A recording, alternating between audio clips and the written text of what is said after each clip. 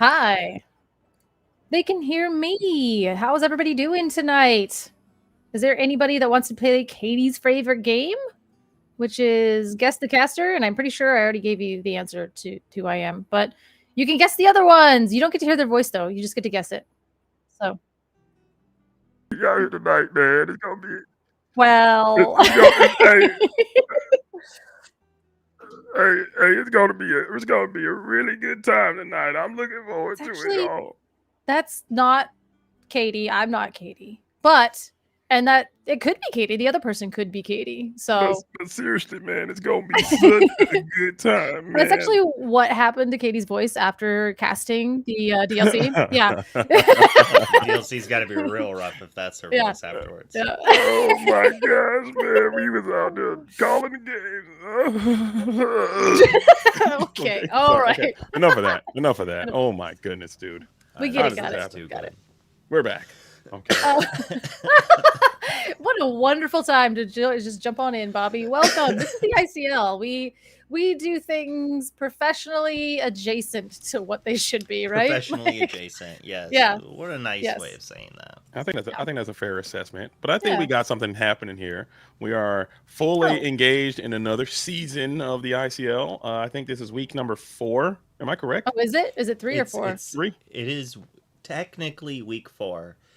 Theoretically week 3. We had a off week. Right. An off week. Okay. So this is week 3 of the action, and we got another absolute jaw dropper coming your way. Team Luxury Games versus NVR Shift. Everyone knows who Luxury Games are, but people may not know who NVR Shift is. I had the opportunity to hang out. Never Shift, right? NVR. Is it not? I just say NVR Shift. It's Never Shift. I always say never. So they even say Never Shift. It might be Never Shift, but I like to say NVR Shift because it just. What was it? The NV? What does it stand for, JDZ? NVR. Let's see. New vehicles required. Shift. Superior homeland infiltration flotation technology. New versus reality. I don't know if any of that is correct, so we'll fact check that for you guys and get back to you. But I'm pretty sure it's Never Shift. Okay. Where will the ETB versus Loungers be streamed? It's not going to be streamed, but there will be a video of it put out on YouTube with being recorded later this week. Most of the matches that are not on the live stream are being recorded, and then they are being put out on different content creators' YouTubes, and then we put them on a playlist on the ICL one. So if you go to the ICL YouTube page, there is a link.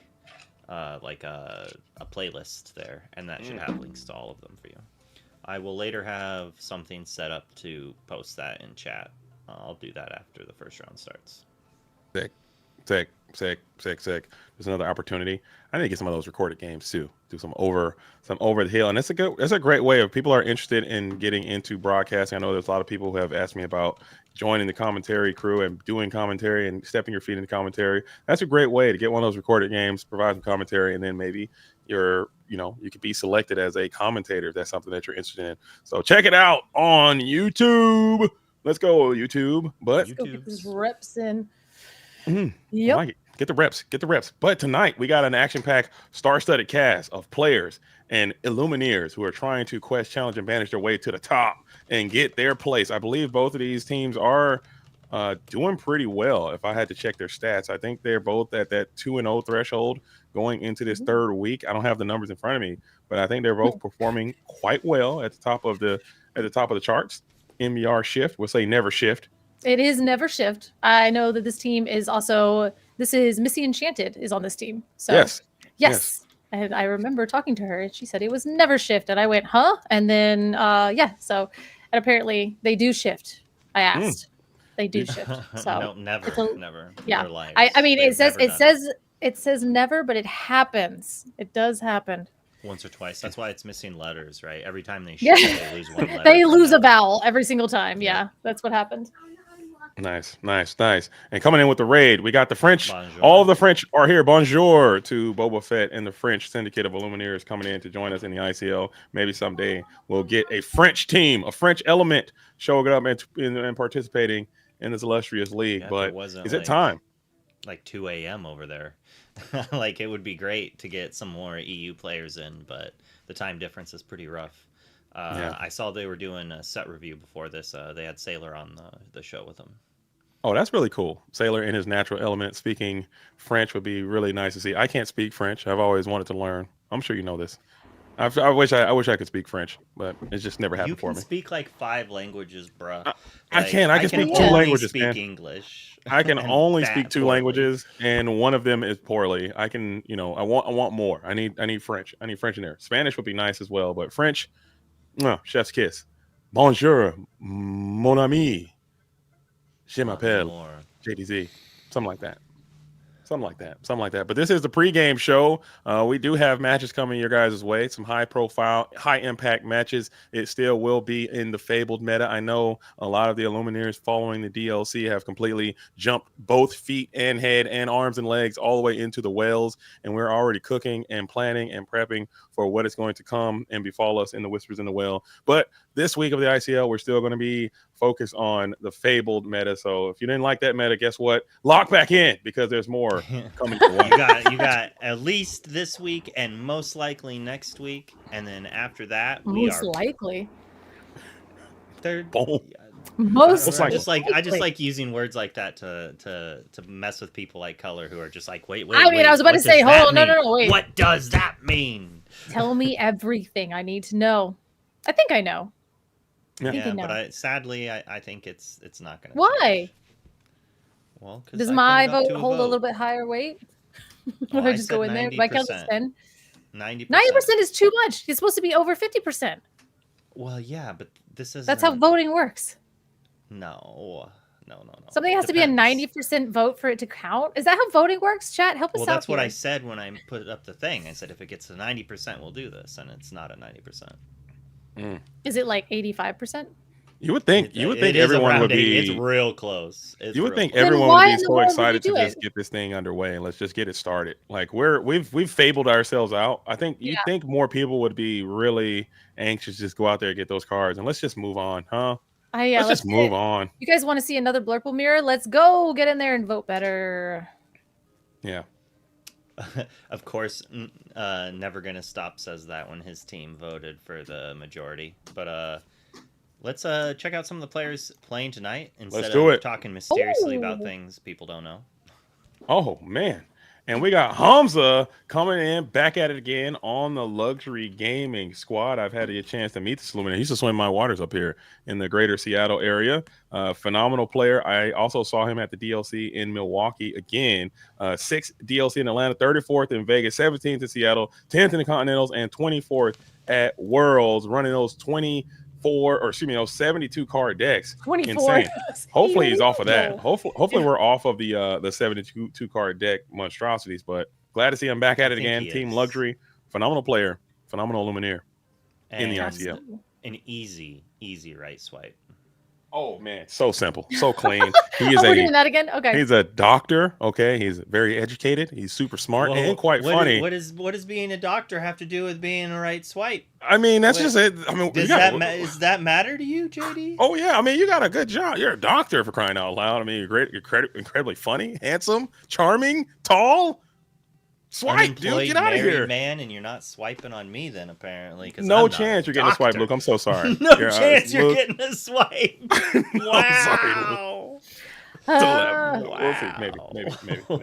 I did get to actually I saw him and his wife actually in Milwaukee, and it was really funny because I was like, oh hey, Hamza, yay, like, and then I saw, because I do like follow him on Instagram, and during the time of like his wedding, and I saw the pictures and everything, so then I turn and his wife is standing right there. I'm like, oh my god, you're so beautiful, it's so nice to meet. And she was just like, who are you? Like, my name is, and then I was like, okay, I'm sorry, I just got really excited because, like, you know, that weird like online thing where like I saw her wedding photos, but she has no idea who I am. But I was just excited to tell her how gorgeous that she looks. You know what I mean? That'd been so wild. Like, hopefully, you resisted. Like, exactly. No, I didn't. I absolutely not even a good. little bit. I would made it as awkward as possible, but she was lovely, and it was very nice to see both of them.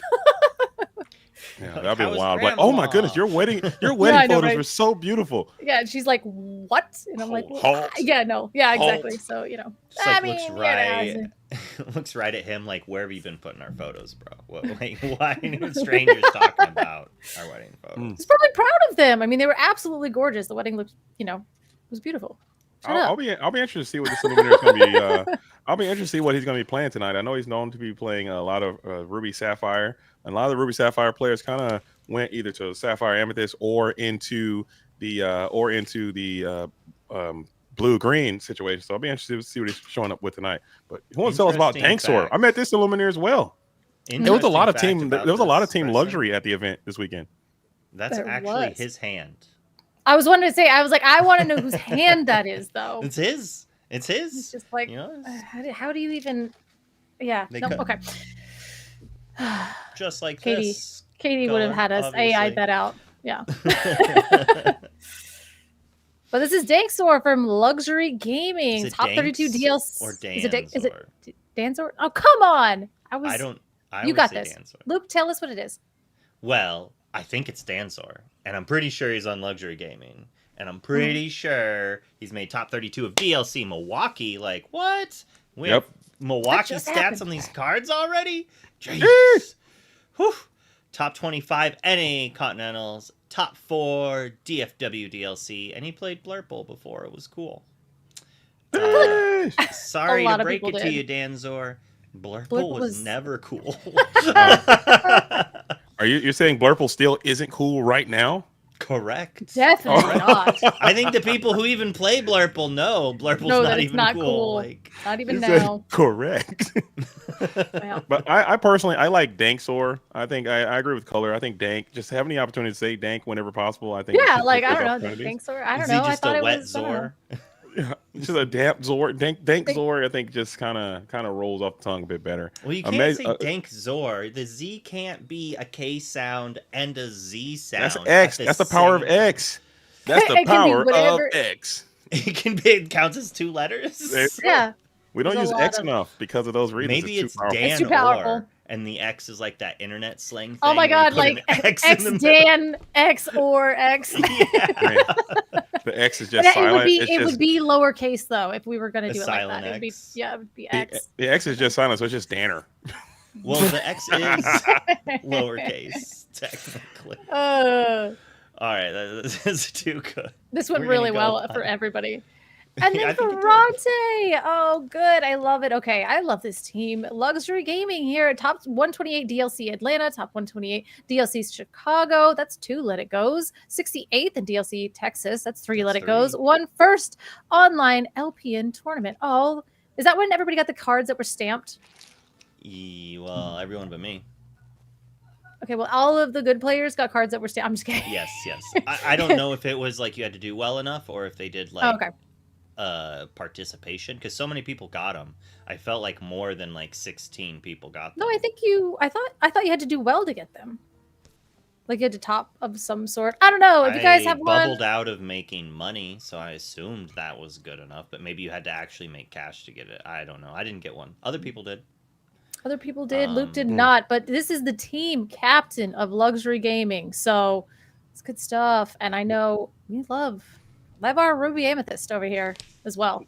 They got a pretty solid squad over there at Luxury Gaming. It's not even all the unit. They do have Oyola as well, who just made it to top 8 of the DLC in Milwaukee. They have a pretty talented situation over there at Luxury. I'm excited that they're still participating.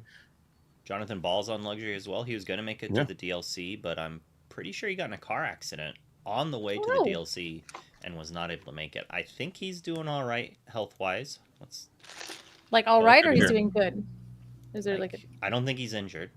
Okay, I don't think he would have been posting in 20 lore if he was actually like hurt, if that makes sense. Right.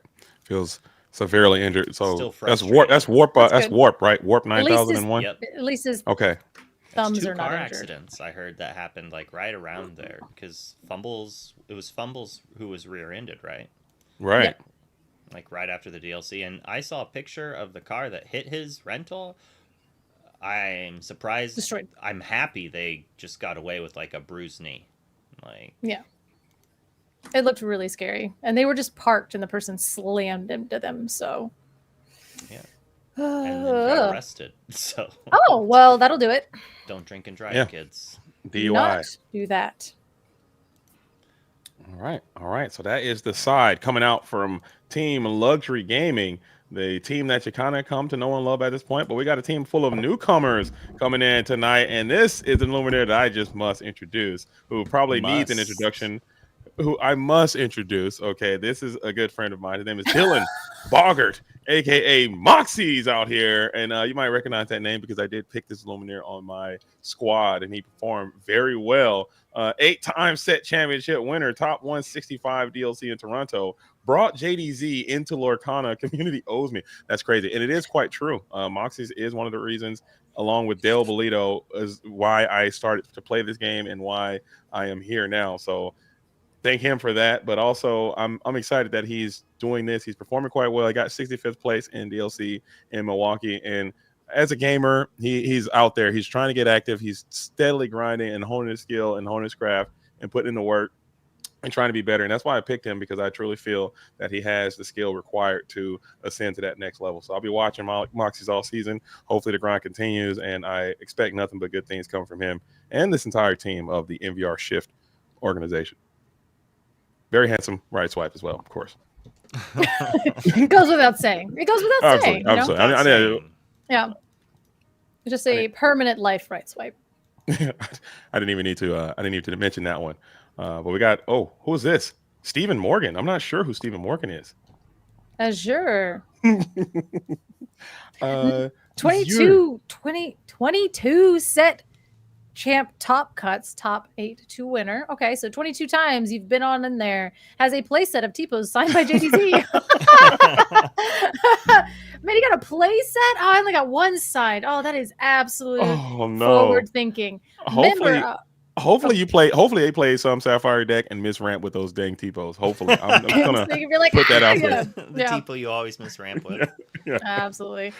Oh my gosh. And then member of JDRR Flower Farm, which is a very good place to be a member of. So this Illumineer is probably pretty seasoned, I would say. I'm pretty sure the Flower Farm's free at the base level as well, right? Mm-hmm. Like, I think the guys. I think you just got to get on vibes, right? Oh, I thought you meant like, okay. So, if you're a member and you're in there on vibes. Those. Yeah, no, absolutely. Yeah, I get the guides, but I just meant like being a member of the Flower Farm is typically like. I don't know how to actually. You're like do that. Vibes. I don't know. That's what I'm saying. I think you just get your invite one day by being super chill. Is it like an owl shows up with a letter? Yeah, I would think. That's what I have. Like, that's my headcanon is like one day you do something cool enough with Blurple or Amethyst Steel and you get your letter a little from T-po like an pops owl. up Yeah. with a flower. Yeah. And he's like, you're invited to the farm. Yeah. You're in. Exactly. Yeah. That's what I'm assuming. You like Blurple? You like playing purple cards? Guess what? You're in. You're in. They said I could join. They said I could join, but I could never find the link. I want to be in. Good ideas only. And I would like to be a part of the Flower Farm, but they said I could join, but I never found the link. And I looked hard. I looked through all the things, and I just couldn't find a way to get in. Yeah, and they don't understand that JDZ is internet illiterate. He does not know how to use technology, and I say this with love. This is very true. I am not offended at all. Like, this is a very, very true statement. So truer words have never been spoken. And I don't hold that against you. As Stephen Morgan, Azure, hopefully they're playing Sapphire Amethyst, and hopefully they don't miss too much ramp, because I would love to see those T-pos in action if you got them. Oh, Bobby says I just it's saw pay to that this win. is. Oh well, I also saw that this is Missy Enchanted's husband, so we do Nice. know them. Nice. Oh, I have met him as well. 6 Cobb degrees said of we've met. Internet. Yeah. Okay. There we go. Let's see who else is going to be in the lab. Pictures with him at Disney. The crazy thing is like if this is Missy Enchanted's husband, they live not that far from me. So don't dox you and them. I didn't say. I mean, not that far. That could mean literally anything. A lot of times I'll be like, hey, okay, so the other day, blah blah blah, and I'm literally just talking about something that happened 3 years ago. So time is a construct. You're a construct. I wish. Yeah. Mark Miller. Mark's in the NVR lineup? Shift. Let's go, First Mark. place SSG Jafar Case Trophy. Top 4 SSG Arcazes Island Case Tournament. Top 32 twice at CCS main events. Let's go.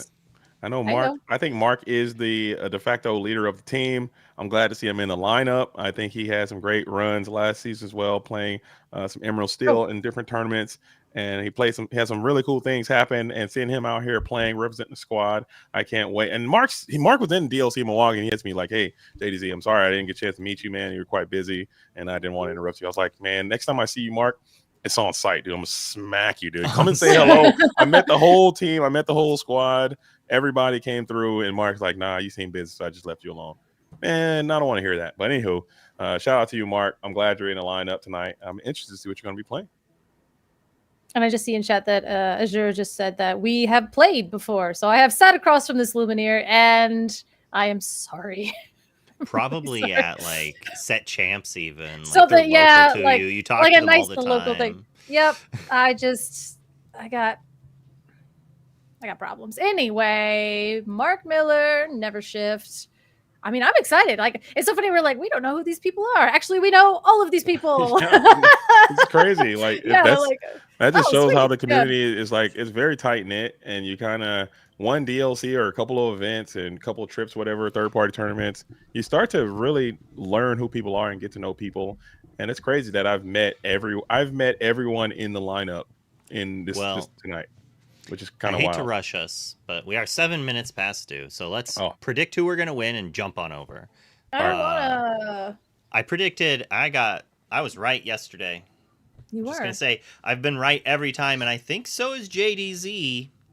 I think he got cooked at one point. Yeah, I got one wrong. I did get one wrong. Yeah. I did get one wrong. Oh, so last week you went against me. So are we going to pick the... All right, we didn't know what it went. Yeah, I didn't pick, but I would have picked wrong on one of them too. But I definitely have missed one. It's on you. Who do you got? It's on me.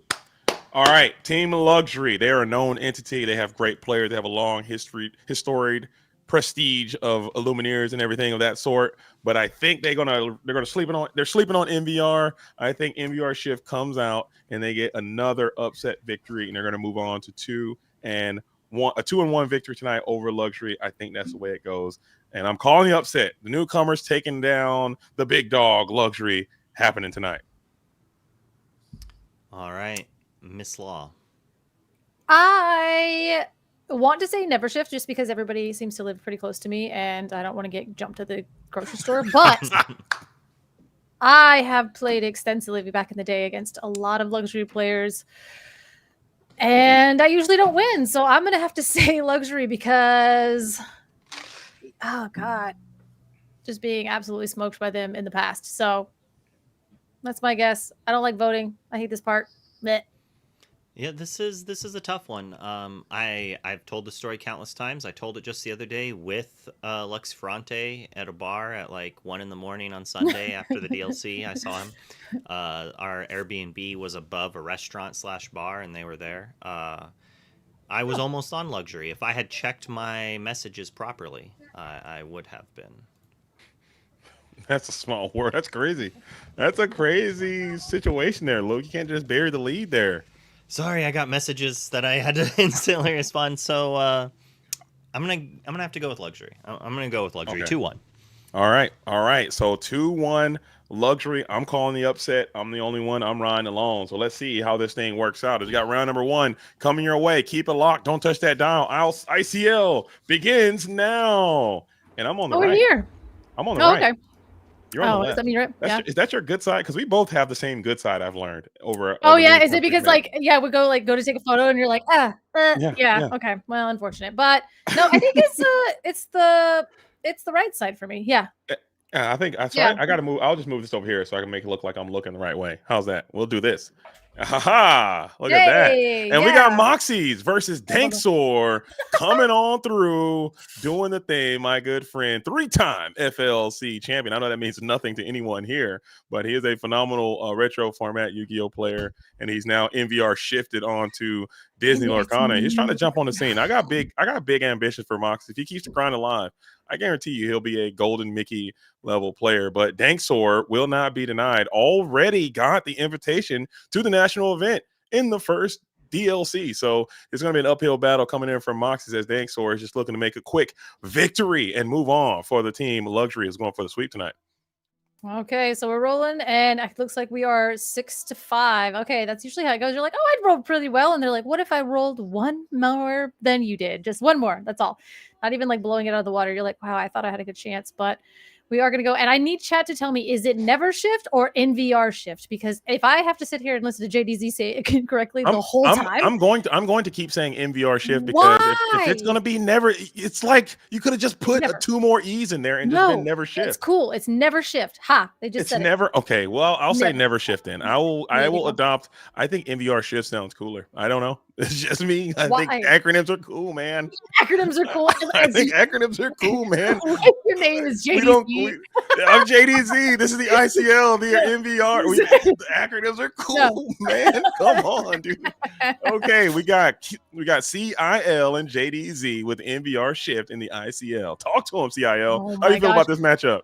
That was like me in Denver, where I was like, "This is the PPG, like CCQ from the like." Yeah. I was like, I ran out of the alphabet. I ran out of letters. I cannot acronym any more than I already have. But tonight, I am excited. Oh, Luxury has hand markers too. Look at those. Like I'm going to keep secretly calling you CIL, and hopefully it takes off. CIL. What is it like? No. Your color is law, dude. CIL. People give me nicknames and they just stick. And I swear to God, at this point, I'm like, yeah, sure, whatever you want to call me. It's fine. It's fine. And people are like, would you rather call me by your first, like what's your real name? I'm like, I don't want you to know that. That's boring. Right. I agree. I'm still super sad. I got mega doxxed by the Gen Con algorithm there, and they put my whole government title on my name tag, and people now knew my name, which is fine. I don't mind, but you have a nice first name. That was like, it's mid. It's not mid. The one that I am, I'm pretty sure my parents just opened a book in the 90s and was like, there you go. There you go. Oh, okay. First page. We found it. Like, full stop. We're not even going to flip a second page. We don't even need to. All right. It looks like we're underway. We got the Never Shift Moxies on the right. Danksor blue on blue, looking clean on the left. Not rocking the patent pending Luxury Matt, as we're going to go and get those hand draws in. Both of these Illumineers doing some stare downs, getting ready to rock and roll. I think we're going to have a great game coming up. Hopefully these matches are quite entertaining as we get the Rafiki is loose down to the Inkblur early. Electing not to play that one cost character, just thinking this is going to be a control mirror, trying to push this thing deep into the late game. Yeah, it makes sense. I mean, me seeing you Inka Rafiki to watch you Inka Rafiki to play a Basil. This is a Blurple mirror, and I would bet everything on it. And I am upset, Luke. Okay, I'm fine. I like it, Color. You got to wake up and lock in. I'm here. I'm locked in. But the thing is that vote that you guys we were talking about before. Go vote better. Vote better. So the fourth week of the ICL will be.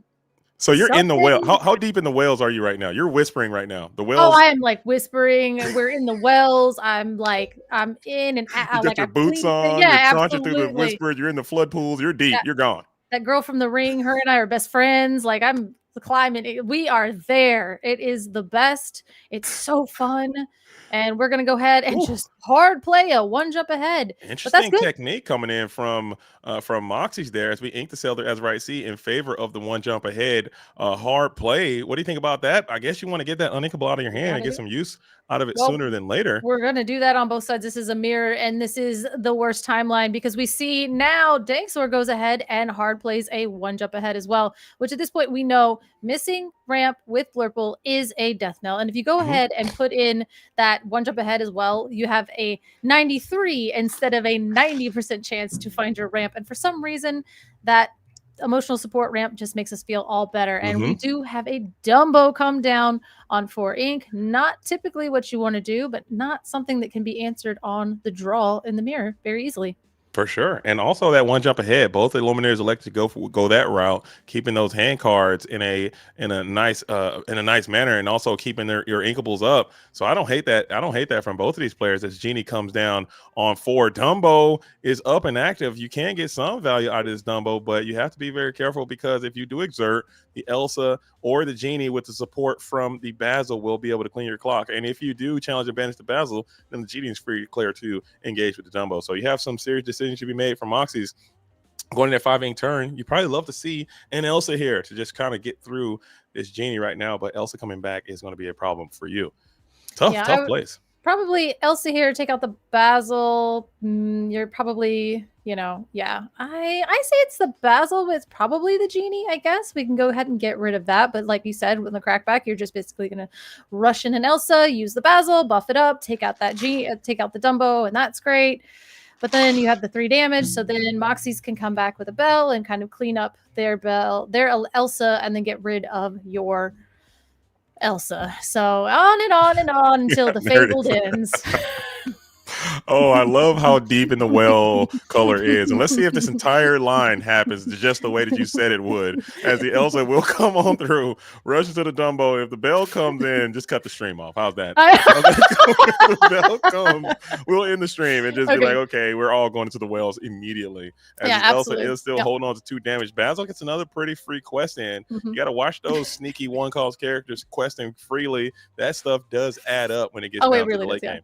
Well, we saw that Diablo go for 52 lore last night. It just sat there and just like yeeted himself. And every single time it was just like, wow, that Diablo was a bad turn 1. Just kidding. He won us the game. So, I mean, those sneaky little spell books can come down a little bit early, especially if you don't want to respect them. Because I don't actually want to use my 5-drop to take out your 1-drop. But I mean, I'm going to. And if he had the bell, he probably would have played it at this point because I mean, that would be my favorite thing to ever happen. But another Elsa is still pretty good because then you can go ahead and take out that, put the 4 damage on it, and then go ahead and take out the Basil and clean that up. And now, I mean, freeing up Dankstor to play his own Bell, which would just be the worst. Yeah, another Bell. I think you could just take out one of those Elsas or maybe even go after this Basil.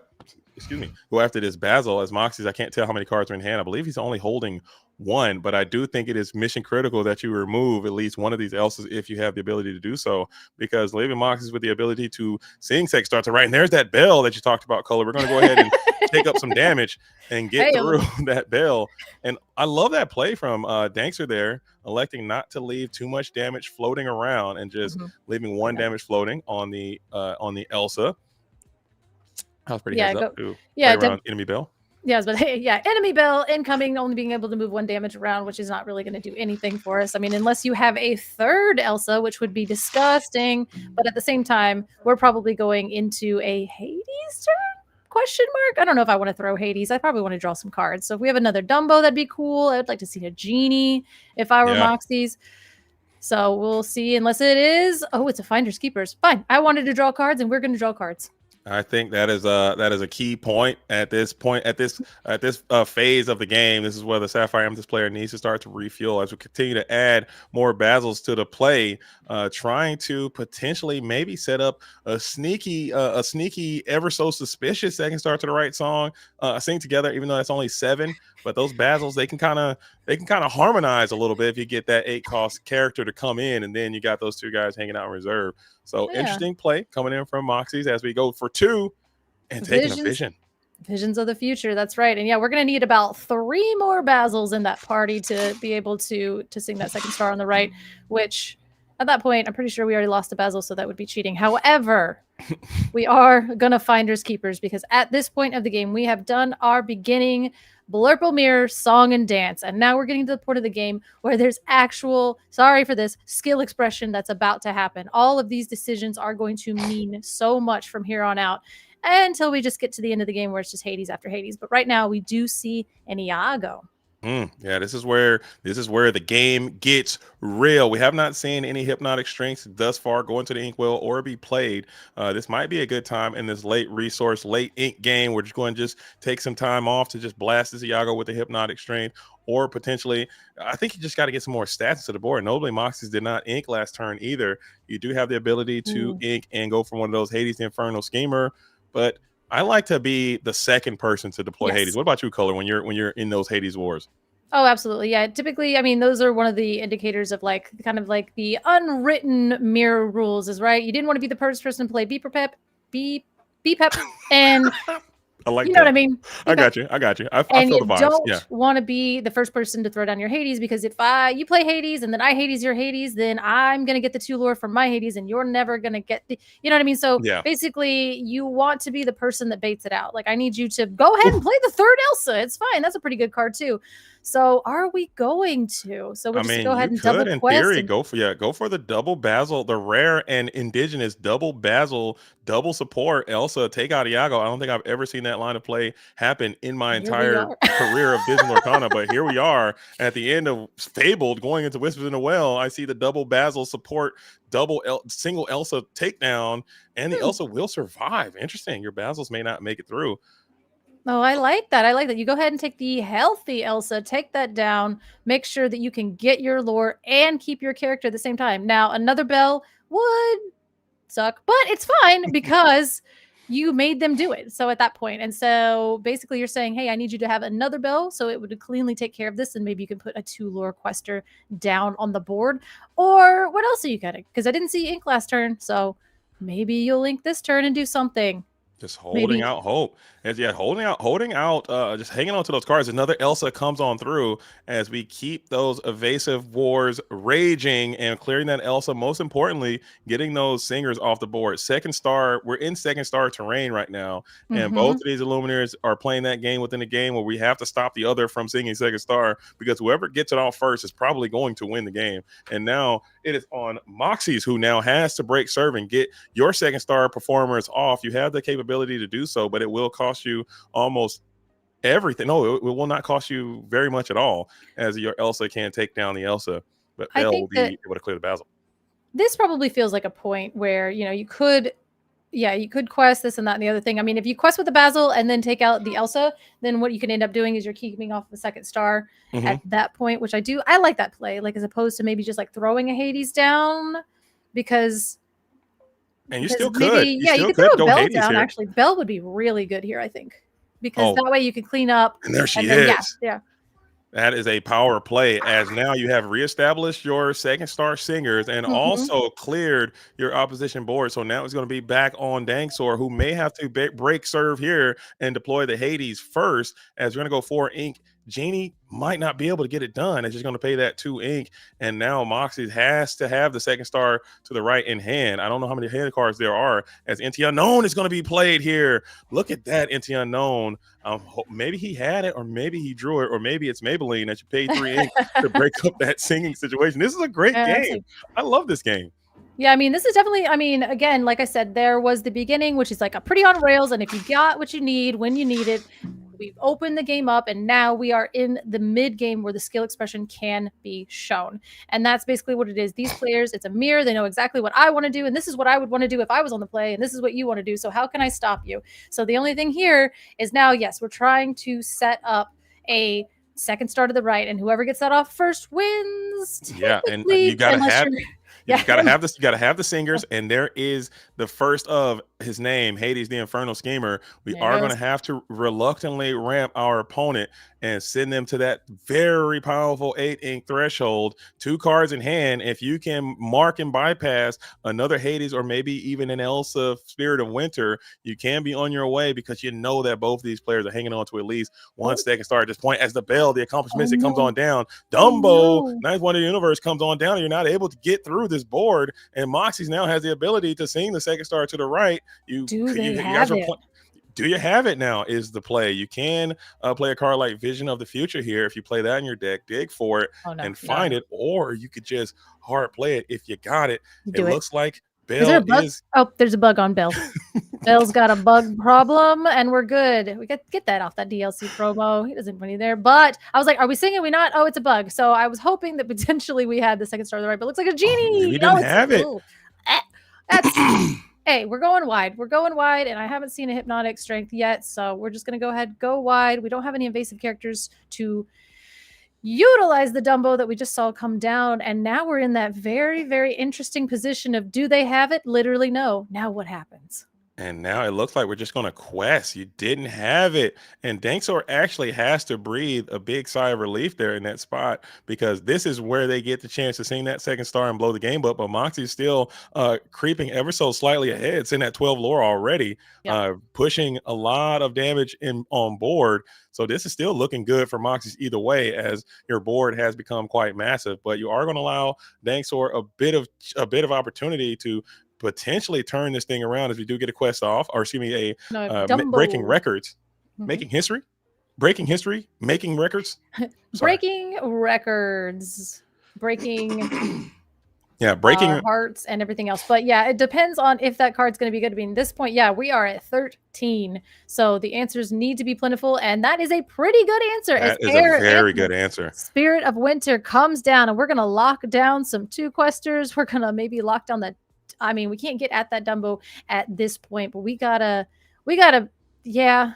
Oh, yeah, we're going to go ahead and trade our bell for a bell. Or yeah, getting after Basil. that Basil, keeping that Dumbo exerted, keeping that Iago exerted, which is an interesting choice. You are kind of setting yourself up for that off the top second star to the right, which would be punishing and fierce. But I think you just really want to keep your Dumbo around in order to get more draws for yourself. So making your own outs instead of trying to stop your opponent's outs, I think that's pretty heads up. Your opponent cannot win right now as the monstrous is slammed onto the board, being able to clear that bell relatively easy, and you just get another 4-piece going up to 17. Moxie's has all the energy. Danksaur is going to need another miracle off the top. Yeah, definitely. That is kind of a lot of things for Blurple and Amir to be messing with and trying to figure out. Because again, I mean, even Monstro himself is monstrous with 4 damage, has 2 lore. So turning that sideways is horrible for you. And then we have Dumbo Trigger. So go ahead and pay 1, draw 1, gain 1. Thank you, Leon. But yeah, I mean, at this point, I mean, what are we looking for? Are we looking for our own Monstro? We can do that. We can play our own. You can potentially find another Monstro, find another Elsa, maybe get into another Hades, the Infernal Schemer, and have the Elsa take down the Bell. I think that still wouldn't be enough, as you need another Elsa here or bust, as she's going to go ahead and get a challenge into that Bell. Sure, that makes sense to me. And then we're going to go ahead and probably cry. Do we cry? Is that no? You do have another Bell line could take out the Monstro, but that's still going to be. Ooh, another. And she is another one. Talk to him. There you go. That'll do. The Elsa shift Elsa onto top of Elsa. Okay. So yeah, 17, 18, 19, but I don't know because that still leaves the Hades and that's into the unknown. Into the unknown, we'll do it. Okay, and all right. 2, 3, 4. You still have a little bit more. Well, you're good because now you have 2 of those characters are frozen in time over there, and that is a pretty good turn for Danksaur, who managed to survive. Moxie's now on the approach. 1 card can ready. That'll get you up to, and this can get you up to 19. If Hades can quest. Yeah, 19, and then I just have to keep you off of everything for the rest of the game and time itself. But yeah, at the same time, so we need to remove with Dumbo, Iago, and a Hades by next turn because we will be at 19. Because even if we just, we're at 4 to 17.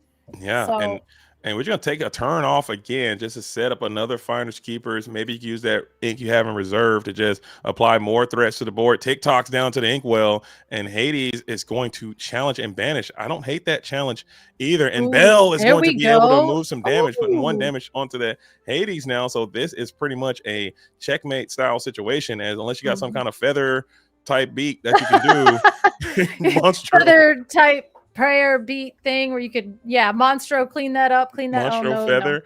I'm telling you, you won't ever be in shambles unless you're getting hit with a Monstro with a feather. That right there will put you in a panic that you've never experienced before, Color. Watch your back. I mean, I don't know if that is something that that is not when you're feeling good and someone slaps down a Monstro and then slaps down a feather. It's a very bad feeling. It does not feel good. That is so much ink. What is that? Is that 10 ink? Gosh. I mean, he had 10 ink right there. I mean, if he had the cards, he could have pulled it off. But hey, you think Danksaur has a feather in his deck? No chance. I mean, but he could though. It's one of those things. I mean, after this set, after seeing our 2-time DLC Frank Carson win and seeing the cards that he played in his deck, I'm no longer going to be on 4-card guy. I'm gonna be 1 card, throw whatever I want in there, stir the pot, and make it happen. Bud, that's it. New strat unlocked. I mean, I think that was the philosophy behind the 72 card deck is basically like it's all in there. There's filter, and you can go get whatever you need at whatever point because we don't have sideboards in this game, so technically we are trying to basically just tech as opposed to sideboard, and they're inkable, so you just keep moving if you find them. 72 cards, I can't navigate that. I don't know. That doesn't make any sense to me, but it works. Ink them when they're good. Play them when they're good. Ink them when they're bad. As Danksor was on the draw that time, both of the Illumineers hit all their markers, but it seems like Moxie just had the initiative and maintained it throughout. And I think that is just a sign of the times for this format. I mean, if you go first, you have to really fumble the bag in order to lose that momentum. And Moxie just didn't do it. So now let's see if Danksor can come out and maintain the rhythm as well. It will require some luck in the onset. You have to hit that 2-cost ramp. You have to have a pretty solid, rigid 4-cost character, and then you have to get into some well-established draw, and then you have to find some cards off the top, and then you have to make good decisions. I mean, those are things that you can control, but there are going to be some things that you can't control, whereas Moxie's is going to have to try to turn the corner very quickly. We saw that Danksor is playing multiple Elsa Spirit of Winter. I know that's something that a lot of Illumineers probably aren't going to be using, but we did see that Moxie is playing Monstro, the Monstrous Well, the Infamous Well. I think that's a card that can kind of help you catch up if Danksor is being a bit greedy.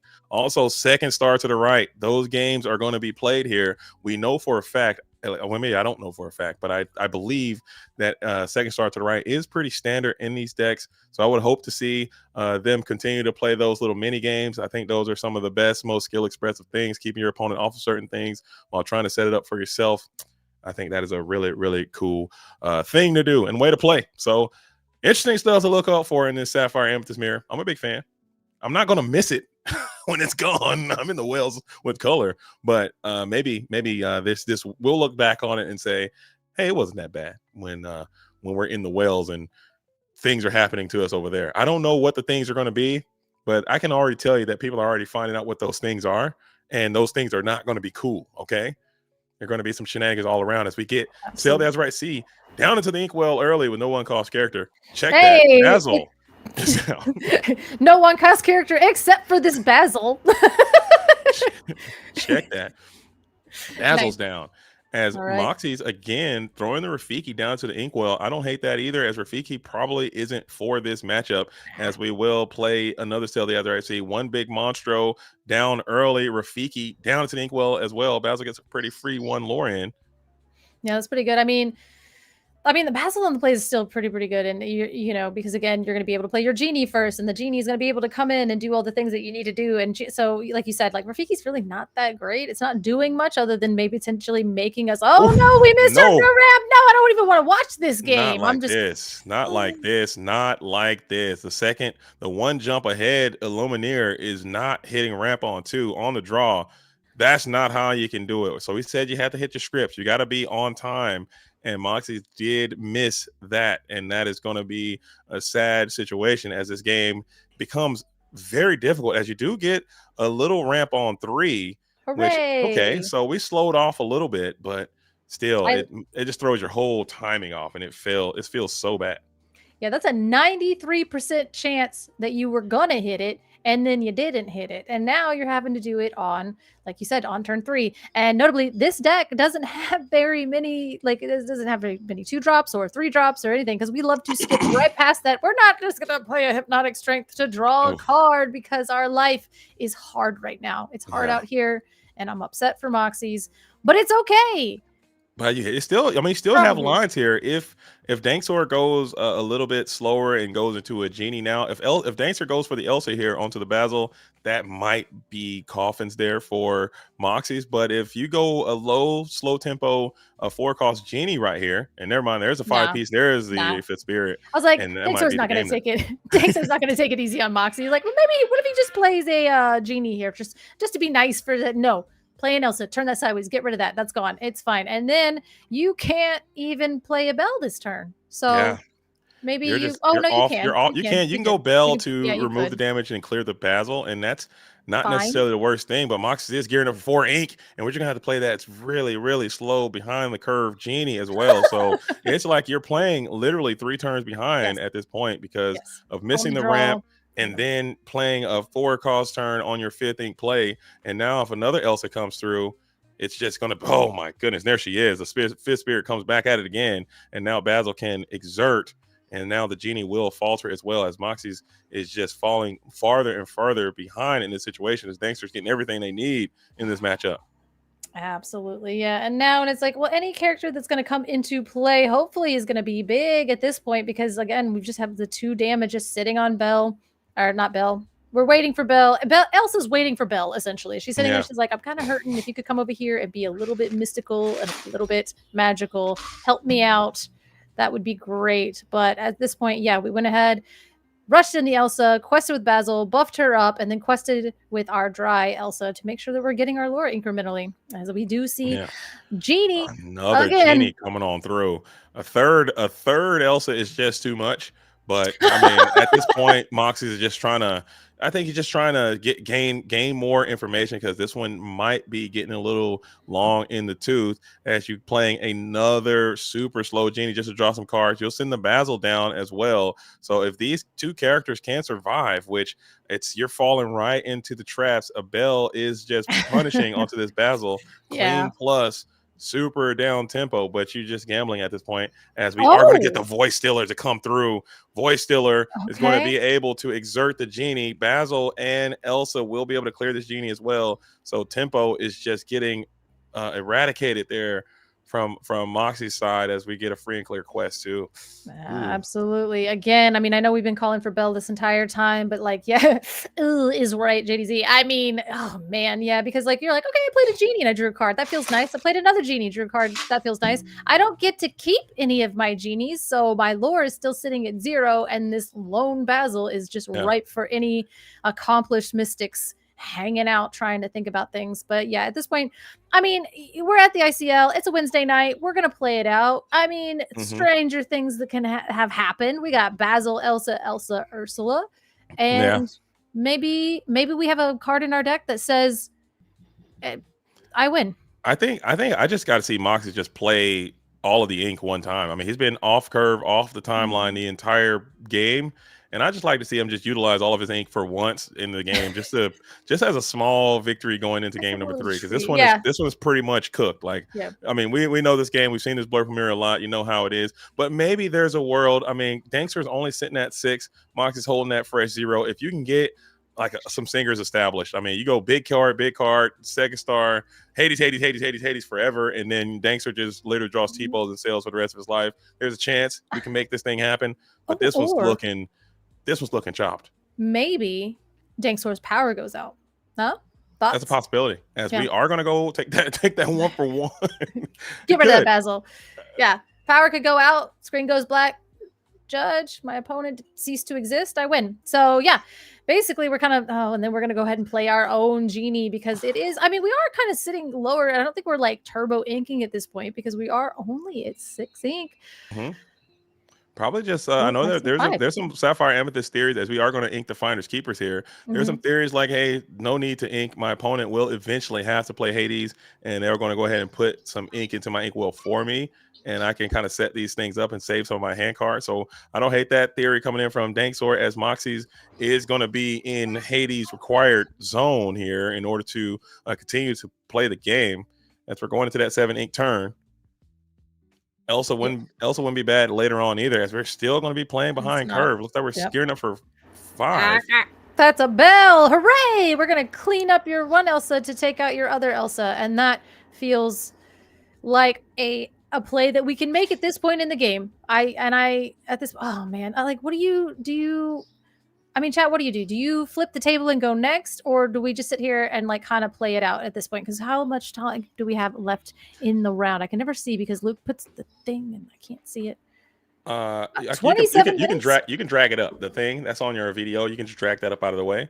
We're at 26:50 left, and I still I don't think we're in scoop terrain just yet. I think maybe see a couple more cards. Maybe you can coerce your opponent to play and some of their obscure tech cards. You can get an idea of what those cards are. You still have plenty of time to go into a game number 3. You will be on the play. But if you see your opponent is playing like some Develop Your Brains or some Vision of the Future, some Dig a Little Deeper, so how many TikToks, if you can get that information going into that game number 3, you can make better informed decisions. But this thing is over. So maybe you can just, go ahead and get up out of here and just lock and load in the next one. I was gonna say, I do see like in the chat here, it's like, don't get many stream games. He's got time, just get the reps. And I respect that too. It's like, you know what? I don't get to play in paper very often. True. So I'm here. We got it. We shuffled up 60 cards. Let's go ahead. Let me go ahead and play my Hades. I don't hate that. Because Because again, like we know how this is gonna go. Like you missed turn 2 ramp, and so game 1 I smoked you on the play. Game 2 I missed ramp, you smoked me. Game 3 we're gonna figure it out. And at this point, I like looking at the cards. You like looking at the cards. Let's play the game. Absolutely, and that is a very fair point because as a player, like I know Moxie very well. I know he's on the grind. He's trying to make it to the top, so you really don't get a lot of reps in playing a player like Danks or a player on like a caliber of a team luxury member. So take this as quality training reps and get that quality, because maybe you won't get this matchup unless it's at a DLC. You know, this caliber of test match. So might as well take it, get what you can out of it. And we are going to go ahead and scoop these cards up here and now and just get up out of here and get on into the game number 3. But that was about as bad as it could have gone for the Sapphire Amethyst Mirror. You hate to see it. And maybe if you're going to get out of that ramp on 2 situation when you don't hit it, you need to at least be hitting some other quality markers, and you need your opponent to falter a little bit. And Danksor is just in full gas situation there. There was no slowing down, no stall. It was hitting all Elsa Bell, like he was. I know, yeah. And then the double Hades at the end. It was like I was like, maybe we should just like. I was like, oh, I love this, like paper reps. And he was like Hades. I was like, oh, but yeah, like reps and other Hades. Like, don't do that. Don't do that. But I mean, that's a good way to get me to go next. Honestly, playing 2 Hades in a row, that'll do it. That's a good way. Yeah. But yeah, now we have a round 3, game 3. We're going to do it. We're doing it. I like it. And you got Moxie's back on the play again, but we did see Danksor is playing some Ursula Voice Stealer. We got the Elsa. I mean, it seems like a pretty standard deck on both of these Illumineers part, but we just need them both to hit their markers, man. You got to come out there. You got to do something on turn 1, maybe sometimes Basil on 1. You have to ramp on 2. You have to play a quality 4 card on 3. Yeah. And then you gotta Elsa or Bell or some shenanigans needs to ensue. And you just need to figure out a way to draw some cards somewhere in there. And that is what you need to do. Then the game can start. If you don't do all of those things. I was gonna say, then the game starts. That's exactly what it is. And I think that's probably why I had the attitude that I did at the very beginning, because it was like, okay, let's get through it. Let's get through it. But then the decisions become way more interesting and because it's even like, the reason like you don't want to play Rafiki like immediately if Rafiki goes in the inkwell again, or maybe you don't play a Basil even though you're on the play, is because that can force you into some really subpar inking choices later on in the game where you're maybe having to ink the Bells and ink the Elsas, and that's just absolutely not what you want. So there are little micro decisions at the beginning of the game that matters, but for the most part it's on rails. But it really does, like you said, the game starts like 5 ink, you know? Yeah. That's when we're actually playing the game. 100%. I'll have to go back and look and see how many cards Moxie's did alter. If I don't have a ramping card in my hand, I'm sending all of them back. I'm not keeping anything. You're gone. And we're going to dig deep, because I just think that is just critically important. And I know some people have theorized like, hey, maybe you shouldn't, because when you do that, you might get the ramp, but your hand is just cheeks after that, and you just can't do anything. So I don't know what the right answer is, but I think I'm still going to be shipping them all, as both players seem like they have a pretty decent size altar. So it seems as if they both should have their early game pretty much established, as we are going to be setting up those cuts. This is game number 3, round number 1 of the ICL. Let's see, winner is going to go on and set their team up for a nice victory. The loser is going to have to really rely on their team and do some heavy lifting to get that 2-0 to get that victory. Do you guys have like if you like win or lose on the ICL, do you have like an after either victory or sad time snack? You know what I mean? Yeah. Like, do you think people they're like, oh yeah, like I won the ICL, I'm gonna have Oreos, or like I lost the ICL, I'm just gonna have a bowl of Cheerios or something. Get some carrots. Yeah, some carrot. I'm just gonna have to eat some carrots to make my brain work a little bit better. As we do see a Rafiki into the inkwell, and we are gonna go ahead and pass because we're on the draw. So it's not going to be pretty favorable. Like I said, playing a 1-drop on the draw might end up in a bad spot. So we are going to go ahead and ink the sail to play the 1 jump ahead. Get that out of our hand. I like it. I like that approach. I mean, I know some people might be a big sail user just to kind of get another card in the flow, but just keeping your hand cards healthy, as we are going to bring down that Tipo first time today. We've seen the growing sun. Man, I can't wait till it gets rotated out. I'm going to be so happy. It's going to be years. 100 years. You and Tipo, 100 years, forever and ever. JDC. They're going to reprint Tipo, and I'm going to crash out. That's what's going to happen. Absolutely. And Tipo, notably, is way better if you got to play a Basil on turn 1, but it still does kind of contest to that Basil alone. Mhm. And we see a Dumbo coming down. I don't love when you do that. But again, on the play, it's not so bad because you can't answer Dumbo with 4 ink. So you're at least going to get 1 Dumbo activation on your Right. next turn. But So if you put Dumbo down on curve, it does get really awkward because now you can't establish more 5-cost stuff because you had to use his effect in order to trigger his ability. Now you got to play another 4-cost character, and it just feels like you start to fall a little bit behind. But you also can use this Dumbo as a combat Dumbo, a combo, if you will. a battle Dumbo, yeah, a combo. Combat Dumbo, and just go Elsa exert Genie, and or just still the Basil play is quite good too. Or if you want to keep the Basil around, Oh, you're like, oh yeah, Basil's there, but yeah, I mean, because if you use the Basil at that point, you're just gonna basically lose it to the Tipo, which you're like, wow, wow, Tipo. I mean, that's still a trade. So I think if you have the opportunity to take a plus, you take a plus. I don't know if that's if Moxes would agree with me. I know he's got a ton of reps on this game. He was quite high ranking in the Voldemort situation, as we are going to sell the Azurite Sea, so we're taking a time off here. Did you say Voldemort situation? Yeah, the Voldemort, the website application that we don't talk about too much. Oh, I was like, what? I am so slow. We're moving on. So we're going to go ahead and sail. So that is actually this is the worst timeline. I don't know why we would sail on Interesting thought process there. ink. Yeah, I mean, I think I would want the Dumbo activation because now at this point I can't turn the Genie sideways. So I'm just going to draw cards with Dumbo, not sail.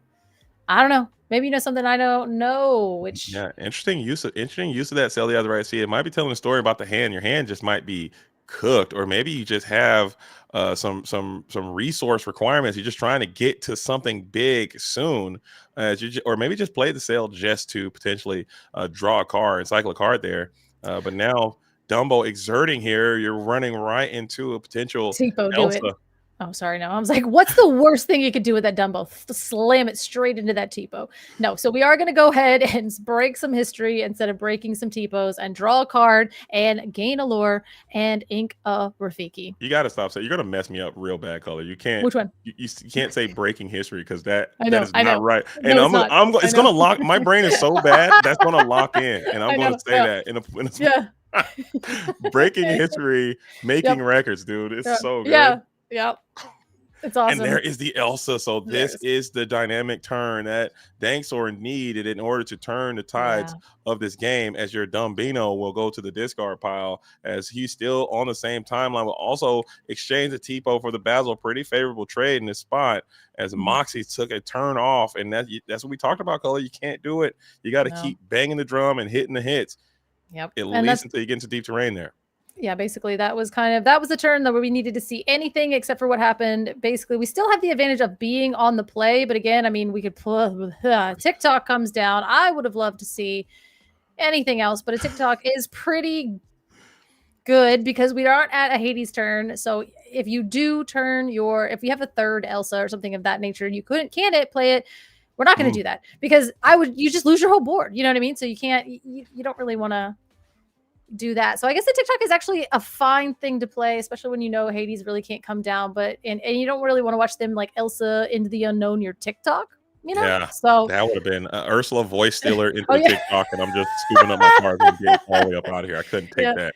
Absolutely And that is going to be the Iago going down to the Inkwell, and we're paying for another evasive Genie. So the board is getting quite evasive, and now Dankstar has reached that ultimate threshold of that 10-cost singer, and Moxie has to be aware of that, as this TikTok needs you. Now you need to get to an Elsa. You need to get to your own voice stealer. I mean, I think it's just fair at this point to give Moxie something. Come on, deck, give me something. You let me do some stuff. Would be phenomenal here to kind of clear up some of these characters off the board. Five. We are grabbing 5, and there she is. There she is. Spirit. And she's the promo. The glimmer glitter foil of that glimmer is going to go ahead and take down. Oh, yes. Well, I mean, that makes sense. So we can go ahead and take the TikTok and take out that Elsa. But I mean, gosh, that means it's still so many Genies just still hanging out. So your double Genie, free and clear to quest. Hades the Infernal Schemer is the punish. Bell not doing too terribly much, but if you go Hades here, clear the TikTok, and then go for 4, You can trade into that genie, but that still seems like a pretty decent exchange. Both of the Illumineers sitting at 1 and 2, respectively, in the lore count, as Moxie's is trying to hang on tight. I do think Dangsor now has that uncomfortable position of clearing this TikTok or this Elsa, because the second star implications are too great. The game within the game. High. Yeah. The second star.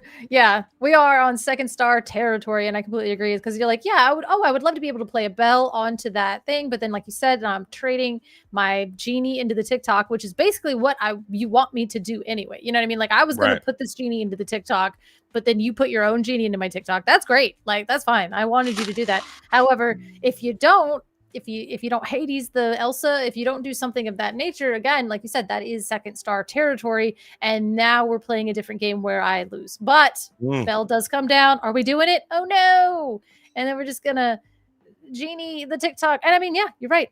Singing second star is basically the punish. We're in such a favorable position that I guess if I have to lose a genie to keep you off a second star, fine. It's where I think I take that trade any day of the week, because you clear a big evasive threat. You did trade up as well. Genie costs 4, TikTok costs 6. So a 4 taking down to 6, you don't hate that either. And that TikTok was kind of anchoring Mox's entire position to the floor. Like, now you're way more vulnerable without that TikTok kind of floating around. So this is a pretty decent exchange for Dangsor, as Moxie's now is going to need something really unique and or cool to take place in order to reestablish yourself. Even though Dangsor is not threatening the second star to the right, you really would like to maintain your initiative, because after that super slow turn, you lost it. And now all the tempo resides with Dangsor, who's in the driver's seat. Moxie's 4 cards in hand, I believe. 3, I believe. Or is it 3? I think it's 4 because he drew for turn. But yeah, this is a point where, like, it's like, oh, who's on the player, who's on the draw? It literally doesn't matter anymore. Like, it does all, it's lost in the soup. It doesn't matter who was on the play in the draw, and it just matters what the top of your deck is. And unfortunately, this is the point of the game where, like, you remember that neat meme with, like, the guy with the stick, and he's like poking the thing, and he's like, do something. Do something. And you're just like poking the top of your deck, being like, do something. And it's like, would you like a Tipo? And you're like, nah. You know, so please. Yeah, so Genie coming on through just to get that unakable card out of your hand and shake up your deck a little bit, draw a new card. You love to see an Elsa there to clear that Genie right now with that buffed Elsa, but unfortunately you did not have the ink or the Elsa, or maybe even both in this situation, as you are kind of hard stuck at 6. Both of these Illumineers hanging out tough at 6, hoping your opponent is going to go ahead and deploy the Hades first to fulfill your ink obligations, and then you can return fire with some of your own Hades. But this is still a pretty solid game, as the Madam M Elephant is down to the Inkwell. Yeah, we are going to go ahead and just go for the Hades, I think, at this point, because we probably have like 3 more in hand, because again, we've had a little bit more draw on our side, as Dangsor has. So we're going to go ahead and probably get rid of the Elsa. I would say that would make the most sense. Again, trying to keep you off second star, because if you just played another Elsa or Belle and I magically didn't have 6 more Hades in my hand, then you might sing second star on the right 3 turns from now after I've won. Oh, yeah, after you've done all the damage that you could imagine. Now Moxie's holding on to 7 ink. You didn't have to ink from hand either for you due to the Hades ability. So now I think at this point, clearly the way you've been playing, you've indicated that you had some Hades. It might be time to deploy, but it looks like you're only grabbing. Not like this. No, Hades doesn't cost 2. Put that back. Yeah, that's fine. You don't need Divisions of the Future. Nobody wants that right now. We want to see Hades on Hades action. Is there a downside to this? Yes, there is. And it's in your Inkwell and able to be utilized on your turn. But if you play a 2-cost Visions of the Future or Hypnotic Strength, I guess a Hypnotic Strength would be fun. Oh no, we're questing. Do not bounce it with. No, we are grabbing 2. So is it magical? Is it magical maneuvers? Okay, so that will allow you to send the Genie back to your hand while also exerting another character your opponent controls. Sure, yeah, that's good. So we're exerting that. Oh, which is kind of good.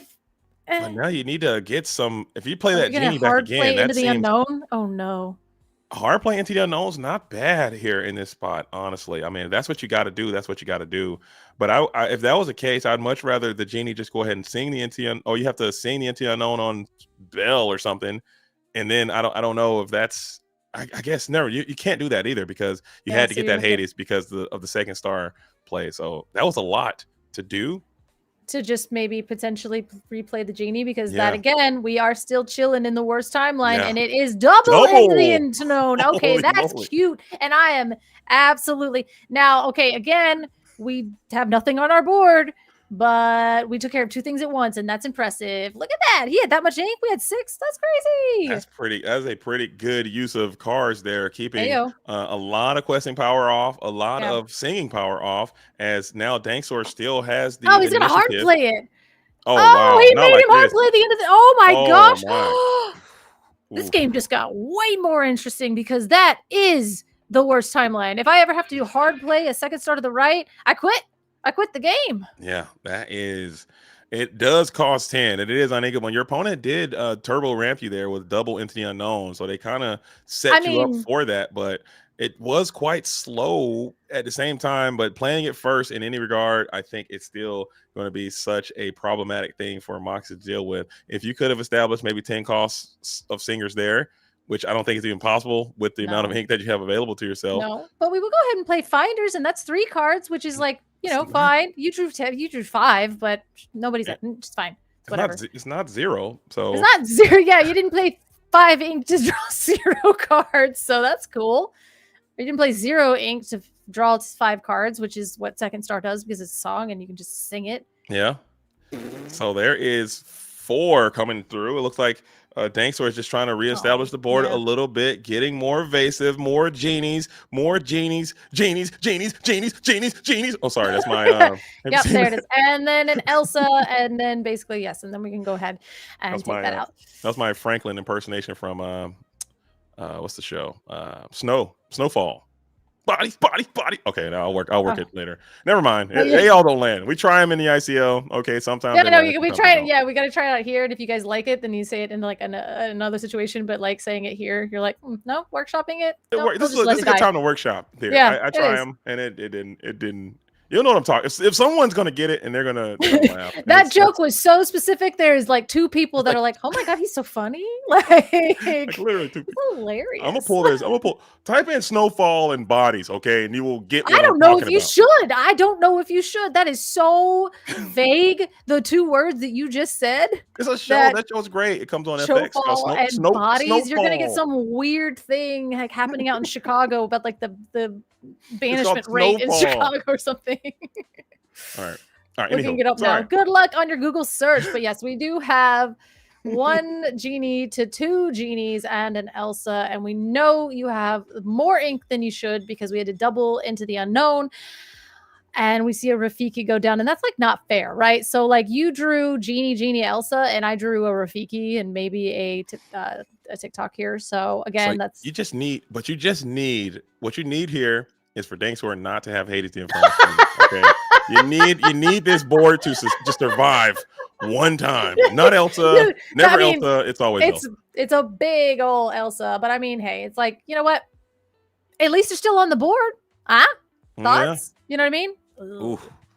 So Man. yeah, that's a huge turn as well. Mm-hmm. Did he shift the Elsa? No, I think it's just hard played it because we have 11. We have 11 ink. 8 plus 4 is 12. Okay, so he did have 12. Okay, never mind. We are updated.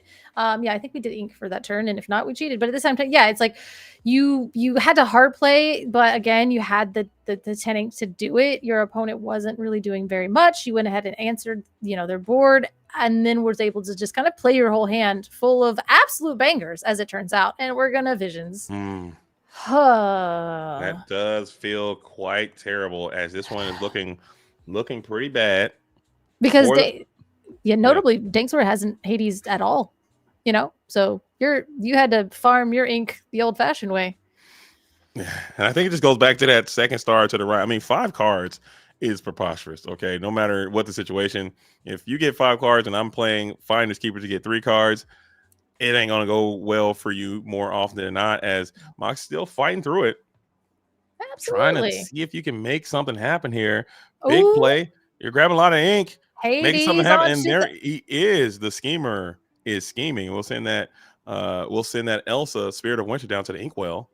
Absolutely. And then that will probably, I mean, at this point, we can ink and double Hades. And that is always something that you always want to see as as an opponent, is when they go to 14 ink and play 2 Hades in a row. But Oh, please, no. we won't do that. It's an Ursula voice stealer. We have to have an Into the Unknown in our hand, right? Certainly we do. And there it is. Absolutely. Our whole deck's in our hand. Of course, you have the combo. Let's go. So Ursula voice stealer comes in, exerts a character, and then you are able to sing a song from your hand for that character's cost or less, which is kind of cool because it's like she's making your character sing that song, which is like very evil. flavorful. Just Very evil. flavorful too. Yeah, absolutely.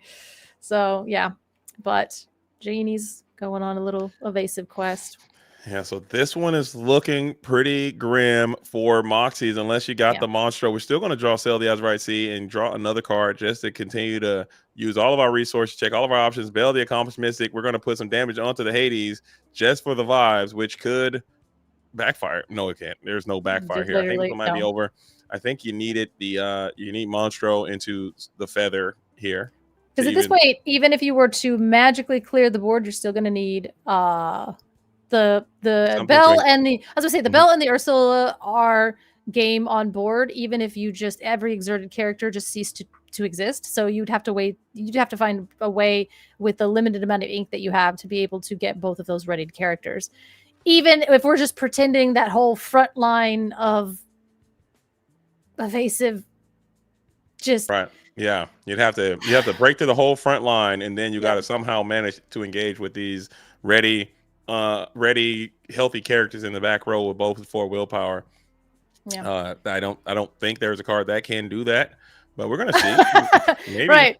I mean, I could tell you a few in Whispers of the Well, but I won't because we're not there yet. We're in the wells. I'm in the wells with you. I'm just in spirit and in mind. I am there because I've seen so many cool things happen recently, and I want them. I want you to see them. I want you to play them, and we will get there. But at this point, I don't know. Are you gonna spend your turn drawing cards, or are you just gonna like pack it in? You know what I mean? Or... I think maybe you got like some kind of Elsa play potentially. I think no, you don't have enough ink for that either. The writing is on the wall, and we're just gonna I'm gonna visions, and then I'll develop, and then I'll play a genie, and then I'll finders keepers, and then I'll concede. And I just wanted to take a tour of my deck. You know what I mean? Some people do that. Let's hop on in and get to know these Illumineers.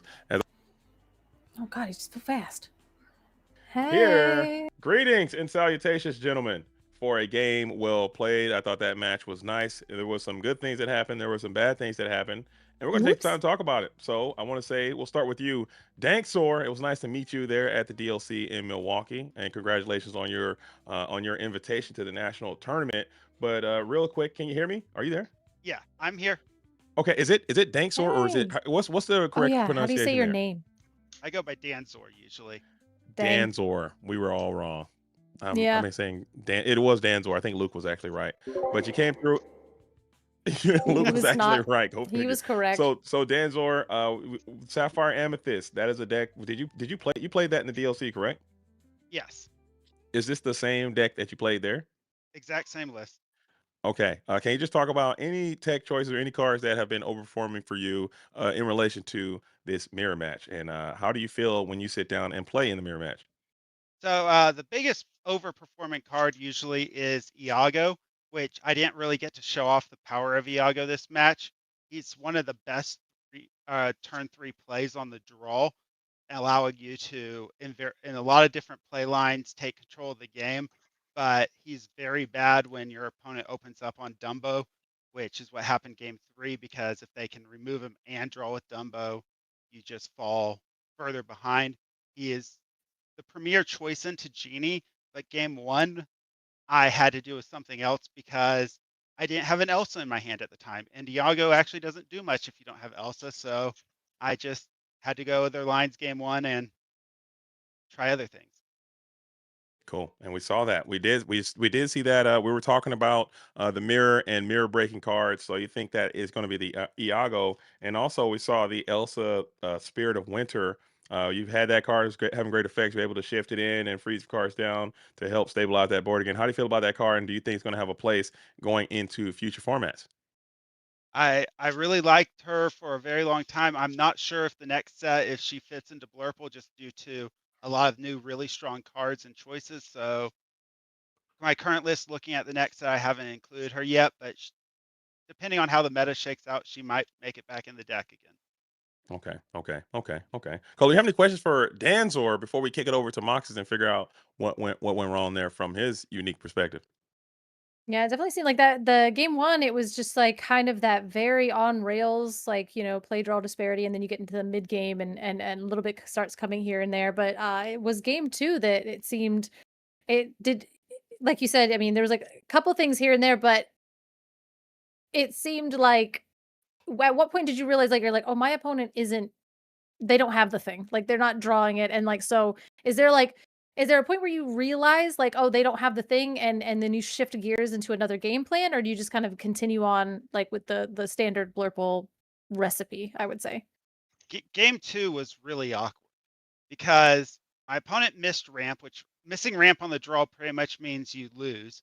But Right. I also missed a 4-drop. So Right. and they found their ramp the next turn, so they kind of closed the gap of this weird thing. So we both missed that turn 3 play that we're looking for with our deck, and then we're back even with each other. And I had a weird hand because my opening hand had 2 Hades in it, and I was stuck on a lot of uninkables. So I was just sitting there, and every single time I at 5 ink, I draw another Elsa or I draw Ursula, and I'm just like, well, this is better being used at removing their board than inking and working my way to Hades at the time. So I was mostly at the mercy of my deck there and was on rails with what my deck was providing at the time and playing with it.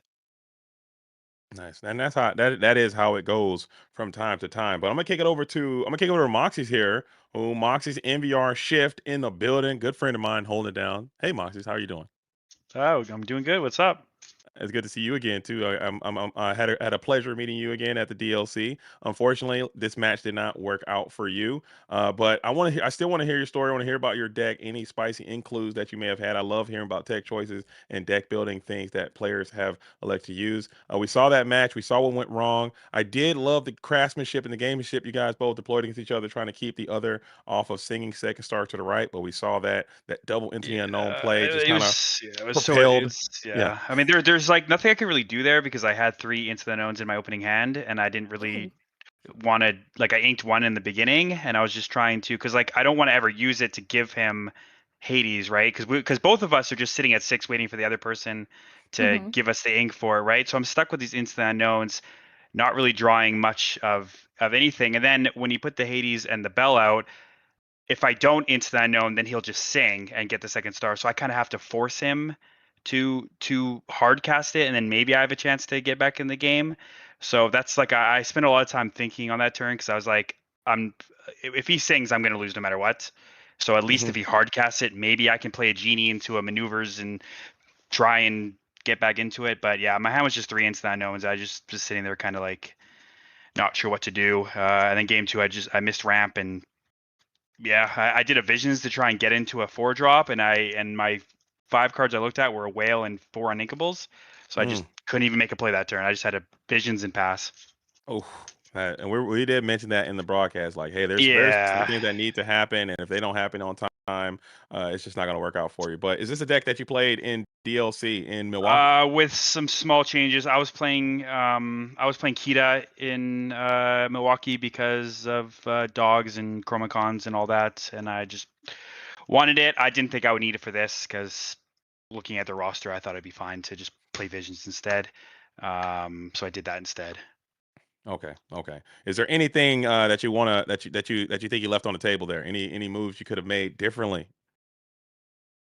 I mean, maybe the Dumbo like quest, but the thing is, so when I played the Dumbo and then he played the was it the genie or whatever, I didn't have like a 5-drop to do anything with, and he kept 1 in his opening hand when he mulliganed, and that normally means that he kept Elsa.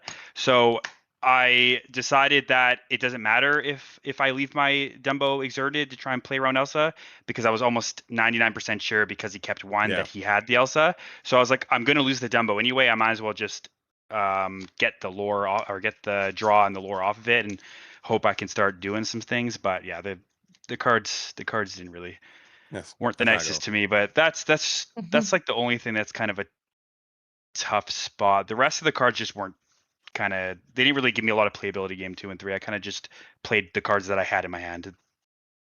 Nice. Okay, it happened. It does happen. But Color, I'm sorry, I'm hogging your interview. But Color, do you have anything that you have for either of these players, or anything that you want to say as we are beginning to close this thing out to get into round number 2?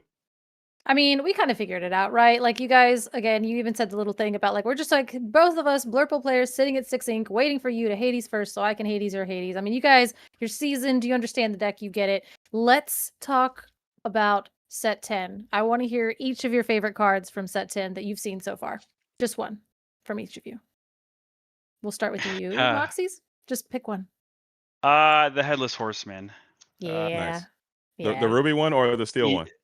I like both, but I like the ruby one a little bit more. Okay, nice. First of all, yeah, the enchanted looks more, sick, but more just because it's ruby, and I really just want ruby to be any sort of playbill in this format. So it's gonna take my pick. I saw a sapphire coil with the Headless Horseman earlier today, and I thought it was disgusting, and I'm excited about it. But yeah. How about you, Dan Zor? I'll say your name correctly now that I've learned it. So what about you? What card you're most excited to play with in set 10? I really like Spooky Sight. I don't know if it's going to get played a lot because it might just scare all the aggro out of the meta, and thus then it doesn't have to be played, and then the aggro decks are going to creep back in. But it's a meta warping card whether or not it sees a ton of play.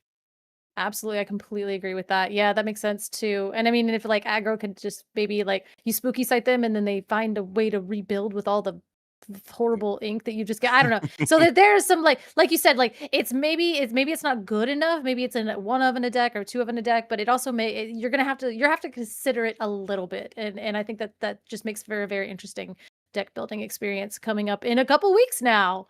Yeah. Join Color. You'll be joining Color in the Wells here in a couple weeks. But gentlemen, as tradition here in the ICL, we always like to end this thing with a little bit of shout outs, man. So Moxies, since you went down, we'll start with you first. Any shout outs you want to give or anything you want to say? And again, I want to thank you as well for having a great performance and anchoring my team there in the DLC. So having a great performance there, getting 65th plays. Anything that you want to say for shout outs? Shout out to my opponent. A couple months ago when I was getting into Blurple, I mean, I'm a big supporter of JDRR, but I also was following some of your lists with Radigan and Dime. It was great. I liked playing that list you had last set or 2 sets ago. Shout out to my team, Never Gonna Shift. They gave me this beautiful mat that I got a compliment on every single round. They're great guys, super nice people. Shout out to all of you guys, and shout out to leaving this god-awful format. Hey, we did Second it. Star. I used to love Blurple so much, and Second Star ruined all my fun. Oh God, that scared me. Yeah, so... I live in a bad neighborhood, JDZ. You gotta warn me. I'm sorry. My bad. I'll do. How about this one? I'll do this one. Yeah. Shout out to everyone. Shout out to the ICL. Thank you so much for having our team in here.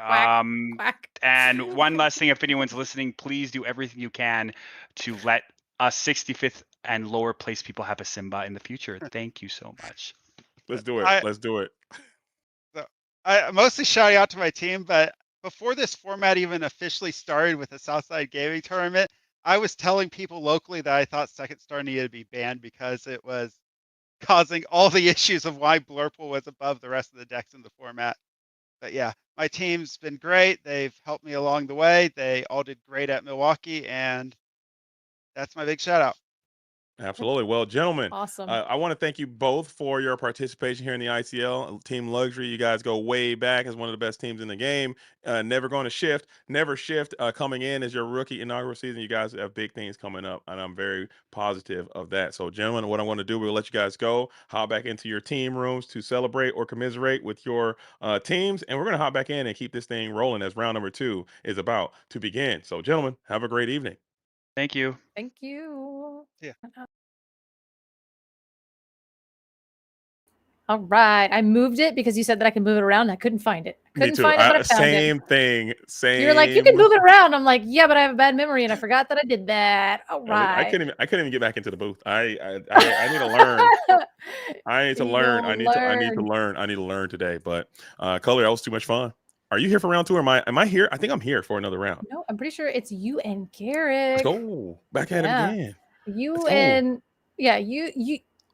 you and Garrick, and then I'm pretty sure the last round is Garrick and Luke. And I looked at the schedule, so I kind of know that. But I'm out of here. That's what that means. So follow me on Instagram, Color is Law. Follow me on Twitter. Come hang out with me online. I talk way too much. I'm on there. It's like chronically online. Like if they're like, how much screen time do you get? I'm like, don't.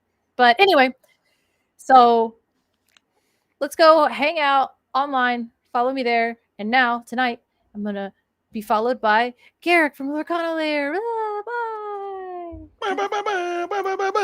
Yo. Tiana, Raja, Penny, Gazelle, him, her, him, Genies. Body. I got your back, bro. I got it. I appreciate it, man. Somebody's got to get me, man. I threw it out there. And I didn't. It feels bad when you go out there on that island alone, and no one's there with the boat to pull you back in. I showed up last second like David Hasselhoff to save you with the him, body, genies. Okay, anywho, did you get a chance to catch any of that last match that we just had the opportunity to watch? Oh, you love to see it, the old Blurple mirror. Yeah. I don't think we're gonna miss it. Are you gonna miss it? Are you were already in the Whales before DLC even started. Now I'm assuming you're I was not in the well at all before the DLC. I'm in the well now though. Okay. All right. The fables have been told, and the whispers are whispering sweet nothings in my ear. Garrick, you have to qualify in Richmond. Garrick, or you're a fraud, Garrick.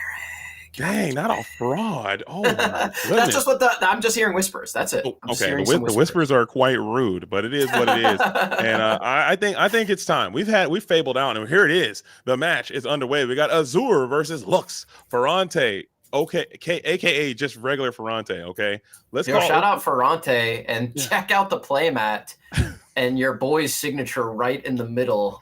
I was like, there's a shining star in the middle. I'm going to sign that one so everyone can see my signature. I like it. I can't. Let me get a little make. It's like we're pushing 48 frames a second there. We're pushing 120p on this camera. Let me zoom in a little bit. Oh, there it is. I can see it now. It's coming through quite nice there for the old just need a little focus. Yeah, there it is. I like it. As NVR shift, Azure is going to hang on to that cool NVR shift. Very clean. I mean, black. Why are you saying NVR? Isn't it just never? It is never. You're right. I like it. I love the NVR. Right. I don't know why I keep saying NVR. I will not say NVR anymore. It will be. No, never. You can say it. You can say it. It's become a thing. But I'm wrong though. So it's gonna be never. I gotta work the never in. Okay. You might as well just spell it all. NVR SHIFT. Yeah. That's a real copyright. That's a risk though, because you might spell it too fast and leave that F out of there, and you're saying something that you really don't want to be saying. Now you're cooked. All the Disney bucks are gone. Okay, we're not doing that. Your Disney dollars are gone. All right, so here it is. So Azure should be able to be on the play this time. We saw the Blurple mirror. Hopefully we have had ICLs, but we get a triple mirror night, and hopefully that doesn't happen again, because those are the most unchilled nights there when they're all mirrored up. Yeah, it could happen though. There are very few mirrors in, I think, the game's history that are like, yeah, I want to play that mirror. Yeah. Like Ruby Amethyst mirrors back in the day, feeded them to me. Yeah. Any mirror right now, no thank you. They're just volatility. Don't want to do it. I hate it. I think we should make a show about that. What is the worst mirrors to be played in Lorcana? I still think that Amber Steel mirrors back in the day were Steel Song mirrors, yeah. They're absolutely treacherous to play in or against. Yep. I think Blurple mirrors are pretty okay. The green and blue mirrors of today, horrible mirror. It's horrible. I want to gouge my eyeballs out whenever I'm sitting there playing that mirror Clarabelle stuff, and they're Clarabelle you, Clarabelle each other. It's just a mess. You're welcome. They're playing cards just not designed to beat the deck they're playing, right? It's just very weird. Oh my! I'm going to shift the Baymax into challenge nothing. All right, your turn. All right, bend to my will. Okay, cool. Clarabelle, you draw 15 more cards. So who cares? Why'd I even do that? I'll under the sea nothing. Your turn. There you go, and that's our life. All right. Well, it looks like the player's just waiting. We are sitting in the ad. So if you're in the no ad gang, make sure you let us know that no ads are affecting you, as we're just waiting for everyone else to get through that. And we're going to get this game underway. You're not missing any Disney Lorcana action right now. No, but if you're not seeing ads, that means you're getting the best of JDZ and Garrick. It's our compilation, like America's Funniest Home Videos. The hits. You know the song? How's it go? How's the song go? How does the song go? I don't know. It's like right on the tip of my tongue. It's gonna drive me insane now, Gary. Why did you even do that? That song is gonna drive me nuts, dude. American home. Oh, dude, how does the song go? I know the song. I know the song, Gary. I promise you, I do. I believe in you. Oh my goodness! You're googling it right now. I'm gonna check it out, dude. It's kind of like the Full House theme song. Got the same vibes. Oh, really? America, America, this is you, right? Red, white, and blue. There you go, the red, white, and blue. Yeah. America, America. That's it. Oh! Bring that to karaoke night next time. That'll shut the house down, dude. No one will be able to follow that. All right, but it is time, and we are ready for some action as the altar fades have taken place. We have not seen any Ruby, I don't think. We've maybe seen one Ruby deck in the ICL. How do you say that? Ruby? I'm not sure what that is. I heard about it. I think it might be something related to a boat or potentially a golf. And we got a little bit of dexterity situation there. We're checking the deck, and we're gonna get those things dialed in. See how we're gonna get that shuffle going. 1, 2, 3, all around. If that's a genie, then Ferrante's got to be thinking, I'm playing against Amethyst Steel 100%. Or it could be that Brainiac. That is a deck. It could be. That's true. All right, 99%. It is Amethyst Steel. What about an Amber Amethyst, dude? Can we make it work? No. No. Is it done? See a Pascal come down? Bro, that'd be nutty, dude. If you go Lantern, talk to him, Lantern. It is the Captain Hook coming in on one. A nice trusty steed indeed, as Captain Hook will be able to hold your board down for a little while. It's Fronte has the option. Is this the mirror? Can it be the mirror, please? Or is it the dogs? Maybe even Sapphire Steel. That deck is all right. Green Steel. Ooh, he's doing it. Let's go. Everybody wake up. That was a Ruby card going down to the Inkwell in favor of the Rafiki, who's going to be joining on the field with Captain Hook. And we got Ruby Am. Garrick, are you lit or what? I'm super hyped. Shout out to Ferrante, one of the OG, the original Ruby Amethyst players, and has been on that color combination for so long. I talked to him during the DLC. I was like, tell me you're doing it. Tell me you're doing it. He's like, nah. I was this close the night before he changed his mind and went with the old blurp strategy, but was very close to bringing the Ruby Amethyst deck, as we do see it here in the ICL. If I knew Ferrante was playing tonight and Blurple was the first deck, I could have told you he was on this for sure, as the Vanellope von Schweetz, a.k.a. Pegasus, comes down onto the board. Yeah, she is a racer. She is inkable. She is 3-1 in the zone, so very similar to that Pegasus, the Ruby Pegasus. But I think Vanellope got a little bit more aura there.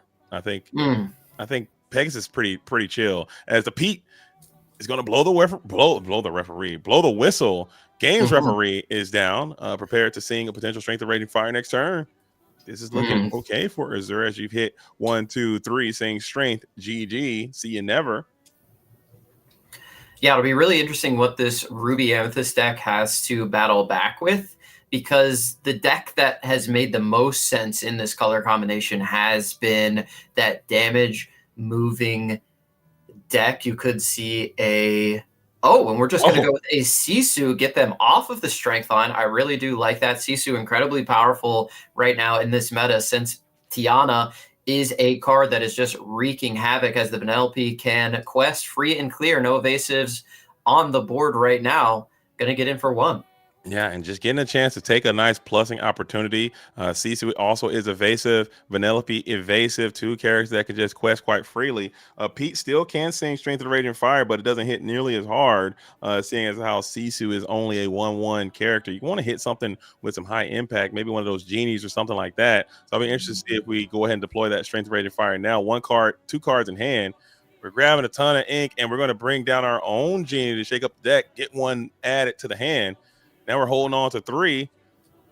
Maybe get a song off and maybe hope for a dock next in the next couple turns or so to keep that that character, keep that curve going, or keep that character board presence is what you kind of need. Because when this deck comes alive, Garrick, I think you may be playing the evasive version. I haven't seen the Mother Gothel, the Fling Dinger elements yet, but maybe you're playing like more of the evasive version. There's like 3 versions, I think, of this deck. They got the Fling Dinger version, the more evasive version, and they have the power line second star version. Which one do you prefer if you had to play? Yeah, I think the damage movement option is the most consistent. That's definitely what I would be looking at if I were to play Ruby Amethyst into this format. I think you can kind of bully these mid-range decks with that, because Mother Gothel just breaks brains. Absolutely. Interesting quest here on the side of Azure, knowing that Rafiki is there to take the Pete for essentially free, and you trade a 1 cost for your 3 cost Singer, and potentially lose a body on the board for Strength of the Raging Fire. And I think Ferranti will take that all day as Iago comes down, and we are just battling the evasive battle here. Ferrante might want to quest here, knowing he has the Iago to trade back into the Genie. But you got to think of things like Strength of the Raging Fire and Fire the Cannons, which can remove the fragile Vanish character. For sure. Yeah, especially going into a Bell turn as well. I mean, granted, you can't go Bell and Fire the Cannons this turn, but if you were to exert, say, that Vanellope, you could potentially Genie into Vanellope and then Bell into the Sisu, and that's just a lot of value that you've just added for yourself. And then next turn, Fire the Cannons after the Iago clears the Genie. So a little bit of gamesmanship, thinking about these lines deeply, as we are going to go ahead and put that Pete down to the Inkwell. So let's see if there's some type of payoff for tributing that Pete in that situation, or you just really wanted that 1 piece of lore. We are going Cobra Calhoun back to back. So right now the evasive war is being won by Ferrante still, with 3 evasive characters onto the board. Questing that Genie is pretty much impossible at this point, as is questing with those Calhouns, because the Vanellope can challenge in and take them out for free. The Cobra might be able to get active next turn, but I think Azure needs to find some removal here to try and equal the odds and get rid of some of these evasive characters. For sure, and need to find some type of card draw here soon. You are running out of resources as you are inking every turn. The Maui Half Shark reluctantly goes down to the Inkwell. The Elsa is going to be, I believe, the last card in hand, and you're going to be able to trade down and get the Genie off the board with Iago pretty cleanly, as we will freeze frame there. We've dropped down to about 12 frames per second, as I believe you still only have 1 card in hand.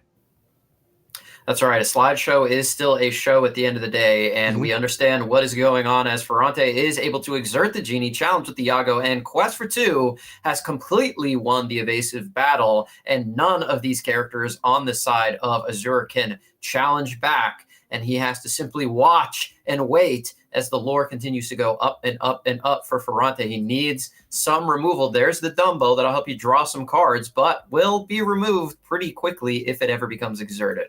Yeah, and that's just like a little insurance policy as well. Having that Iago just anchoring your entire spot, even that Dumbo. If you were to come through and clear, say, the Sisu, then you're getting cleaned up for free again, and it's going to be back at it another way. As we are going to quest this giant Cobra, just keeping your singers down. I think you need to start trying to stand up here and maybe get those. You got to hope for a dock off the top, a chain into a song in order to get back into this thing. But I think, do you take this trade here? That's a risky quest, considering that Bell could be an option, but we're just going to finders keepers. There's not too much pressure being put on us. So let's just take a turn off, draw 3, and see what we can get. But yeah, I mean, that was a risky quest. You got to think about things like Bell coming down, potentially punishing that, or Lumiere, which we did see get inked on turn 1. If that comes down, now the Vanellope trades into the Cobra instead of the Iago. But I think that's a good trade there for Ferrante. Continue to maintain your board presence up here in the evasive area. Oh, but we have the B-King Undisputed probably going to remove one of those 2 Calhouns, if I had to guess. That is a powerful B-King Undisputed. Hard play another one, and you might be in trouble again as the Iago gets down to the Inkwell. 3 cards in hand. We did talk about that card draw. Finding that Finder's Keeper was quite paramount, as the Vanellope is a pretty free quest as well. If you want to send the Dumbo into the Vanellope, you're more than welcome to do that, and I think that's a pretty unfavorable trade for you if you are Azure. And now the Evasive Wars rage on.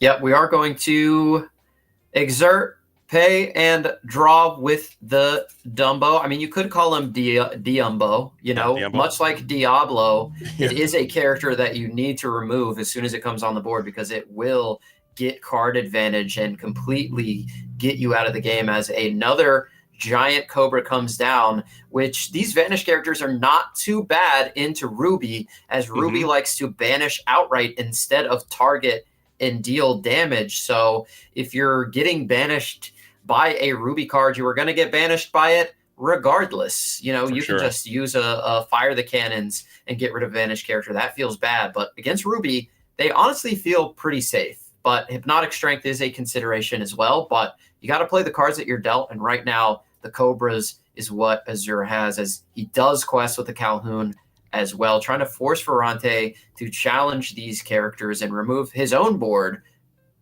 Yeah, I think that's a pretty heads up thing. I would suggest just getting, just forcing, maybe you get these evasive characters to get into the Calhoun as another genie comes on through, drawing a card. I don't hate it. And there is that powerful Lumiere. We spoke about him earlier, and now you're free and clear to engage with this board. Sisu still can't do too terribly much. But the Elsa and the Vanellope can clear the Calhoun and the Dumbo relatively easily, being boosted up by this Lumiere. Now we've dropped down to about 12 frames per second with a 1080p here, or about 5p. How many Ps do you think we're pushing over there for Ferrante? Not pushing a lot of Ps, but that's okay, because Lumiere is pushing up the strength numbers on the side of Ferrante's characters, able to take advantage of that ability that we mentioned a couple turns ago and kind of turning the tide here. And again, the evasive list is turning out to be a really, really powerful one right now when your opponent is not able to find those key evasives to battle back, as we are Cobras all day. And we are going to discard a Lilo. Not too much value coming out of this Lilo right now when none of your characters can challenge. So we're going to gain 2 lore. We're going to put a dock down and draw 2 cards. That is a pretty okay play, gaining some lore in the process. But what we haven't seen from Azure, we have not seen a Strength of Raging Fire either in the Inkwell or in the discard pile. So they're all still firmly nestled into the deck. And I think at this point in the game, you're going to eventually need one of those cards in order to just take some of these characters off the board, because just not being able to engage with these evasive characters is just super frustrating, as we are going to exert this giant Cobra in this spot, which is going to equal another card in a trade. How do you feel about exerting these giant Cobras here? Lumiere? What are we saying? What's Lumiere? It's French. It's a B. We got production saying it's Lumiere, not Lumiere. It's a French. I think it's Lumiere. Lumiere. Okay, well, are we saying Lumiere? Are we both saying Lumiere or are we saying Lumiere? I was saying Lumiere. I've always said it. I'm going to Yeah. need Sailor to confirm. I think I'm agree. but- I like production. Right, we got production saying, "Hey, we're saying it wrong," and I think I'm agree with Garrick here. Chat's correcting us. Okay, we're wrong. Here comes a Maui half shark. I know I'm pronouncing that correctly, as we are going to with the Cogsworth on the board as well, giving the rush to the Maui half shark, taking out that Cobra and getting ourselves a Finders Keepers or a Beat King Undisputed back in a hand. And it does look like that was Finders Keepers. So you love to see that. Haven't seen that in quite a while. Maui Shark getting up and active with some rush. And that was an absolute backbreaker. And you have to think it goes back to exerting that Cobra. I guess you're going to have to exert sooner or later, but having that Cobra exerted was a nice target for that Maui to come in and get that Finders Keepers back. And this is just looking like problems coming in for Azur, who is just really been up against it this entire game. The board is massive and evasive and well statted now, armed with that Lumiere. What is that? What are we saying, Gary? Lumiere. We'll start calling him Lumiere Jordan. Lumiere. Lumiere. It just sounds very French. Lumiere. Lumiere. Not Lumiere. We're whatever. Lumiere out here. Okay. Lumiere. Anyway, if that's his name, that's his name. His mama called him Clay. I'm gonna call him Clay. Okay, here we go. Sorry. And we're gonna keep sitting the Elsa. So now we are finally finding some evasive characters to begin to engage with this board, and we'll do so by using the Elsa to clear the Lumiere. But you will set yourself up for a Maui rebuttal. Although Maui is damaged, a bell here is just super duper obnoxious coming in from Lux Ferrante. As he doesn't find it, we'll just send the Maui on into the bell, or excuse me, the Elsa. Yeah, changed his mind there. I was going to say that was definitely a Lumi error, taking out the Elsa instead of the Maui half shark in case something like that would happen. I don't think you want that Maui half shark challenging and returning another action back to hand, especially if it's Finders Keepers. You could double Beat King Undisputed. It would have been, I think, pretty bad if that were to happen. But we are going to put the Finders Keepers out and draw 3 cards. We got that back with the Maui half shark. See what we can find, but just keep that hand healthy. Ferrante's got like 1 million cards in hand. Azur is only working with 2 limited resources versus almost infinite resources here. And this is the game that Ferrante wants to play, as another Sisu comes down and banishes that dock. If there's a Beat King Undisputed in hand, it might just be all she wrote, but we're just going to challenge in the Cobra and Quest out. And it is just looking all Ferrante here, as this board is still super evasive. You have that one Cogsworth that is there, but you just have no characters to engage in any form or fashion. No singing set up. I think you're going to need those docks to come together right now. Or maybe even you took some playbooks out of Frank Carson's situation. Maybe you got Tinkerbell. I think Tinkerbell would be quite nice in this spot. You'd be able to clear a ton of characters off the board and have a pretty reliable threat. But it's not going to come. You're just going to have Genie here, adding another card to your hand, and that is just going to be what it is. And now it's going to be back on Ferrante, who still could pretty comfortably quest in this spot. Yeah, most definitely. Not really worried about that, Genie. There's so few resources on the side of your opponent. Only 5 ink, only 2 cards in hand, as Elsa, the Spirit of Winter, comes down, exerting and freezing the Genie in place. We are going to go on a quest for 5, going up to 18, and having game on the board. What can Azur find? The answer is nothing. Yeah. I mean, aside from a be prepared here that you slipped into Steel, maybe Steel gets their own removal. Grab your swords would kind of go crazy. No, it wouldn't. It'll do very little in this spot. You could have used that turns ago, as we are going to use all that ink, play double Satisfied Dragon, kick it back on over to Ferrante, and let's get on into the next game, as those Satisfied Dragons came in incredibly late in this spot. You need those guys to come in a bit sooner, but now you know what you're up against. That can really inform your decisions in the Ultra phase as we're getting into this game number 2. But Ruby Amethyst is back, Eric. A little too late. Maybe it'll be a feature of Whispers in the Well. Yeah, there could be some whispers of Ruby Amethyst out there as a potential deck, but Azure definitely has the cards in his deck to take advantage of this evasive battle. As we did see the Satisfied Dragon, you're not satisfied to see that at the end of the game, but if you're able to find that on turn 3, you can definitely stall Ferrante's evasive assault significantly. And then you get into Genie, you get into Elsa, then you start belling things. You can definitely win this evasive battle if you're Azure. We got to keep in mind, no Strength of Raging Fire found in that game, no Fire the Cannons found throughout that game. So Azure definitely has only one dock, and it was a pretty mediocre dock to say the least, as you had to discard.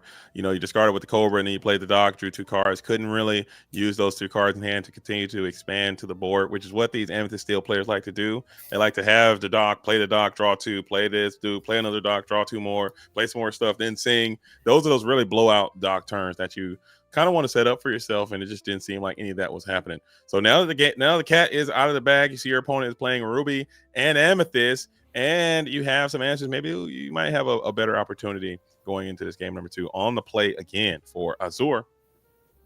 Yeah, Azure is just, like I said, going to need to find that early line a little bit better than finding a Pete on 3. That's not what you want to do, especially not against Ruby Amethyst, which is not going to play anything on 3. I don't think they have any actions that they really, really want to do on that turn. So again, if you're able to find that Satisfied Dragon, I think you're in a much, much better position, and you can put yourself in the driver's seat and take control of the board and get this game on the play here.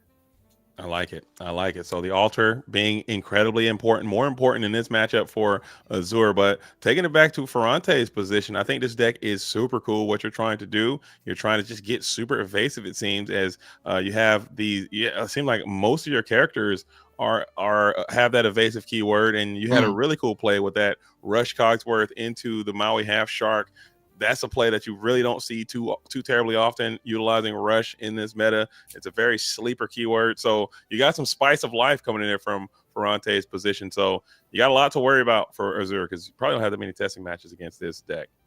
Absolutely. I would have loved to see a Digital Lorcana challenge in the Reign of Jafar era. Yeah. There were so many cool decks, and the Ruby Amethyst Evasive was one of the decks among the best, in my opinion. You were able to put that Peter Pan Shadow Finder down, and the Maui Half Shark was just so threatening. You could play the big old Hades and start drawing a lot of cards, and it could do a lot of different things. It could be an early game deck that could attack into the Diablo decks with all the evasives. It can play a mid-range game, and it can go late with those other control decks like Ruby Sapphire and Blurple that were running around during that last set. We didn't get a DLC during that time, unfortunately, but Ferrante saw those ideas, how well they worked, and able to adapt them here for the Fabled meta. Maybe not as powerful as a Peter Pan, but the Cogsworth is able to make it work here on turn number 7 with the Maui Half Shark as the Palace Guard comes onto the board for Azure, which I think is a strong play until maybe turn 3 when it gets banished by Sisu. Yeah, I'll be watching out for that one cost, that one strength character as we ink Rafiki, play Rafiki. But just a card like Cogsworth, you'll never see that coming. There's no chance in the 7 realms that Azure knew that the Shark Rafiki play was an option, or they definitely would have just left that lore on the table, and just not even risked it for that biscuit. As we are going to send it back on over to Azure here. Turn 2, play 1, play 2, play 3, sing strength. Can you get it done as the Dumbino gets down to the inkwell? We'll send up to Calhoun again to check down that Rafiki, and we're going to quest this Palace Guard. Free and clear quest, it seems, unless the Lumiere comes through. Yeah, Lumiere could come down and take this Palace Guard with the Rafiki. But, I mean, you do not want to give that free lore to Calhoun, who will be taking no damage on the crackback. So I think you just got to give up a couple lore here until you're potentially able to get that Sisu down and remove the Palace Guard super cleanly. As we see the Queen of Hearts go into the Inkwell, a great card that you can use to draw cards when you challenge, as Medallion Waits, speaking of challenging, come down onto the board. This is a 10 out of 10 spice ball here coming in from what Ferrante is cooking.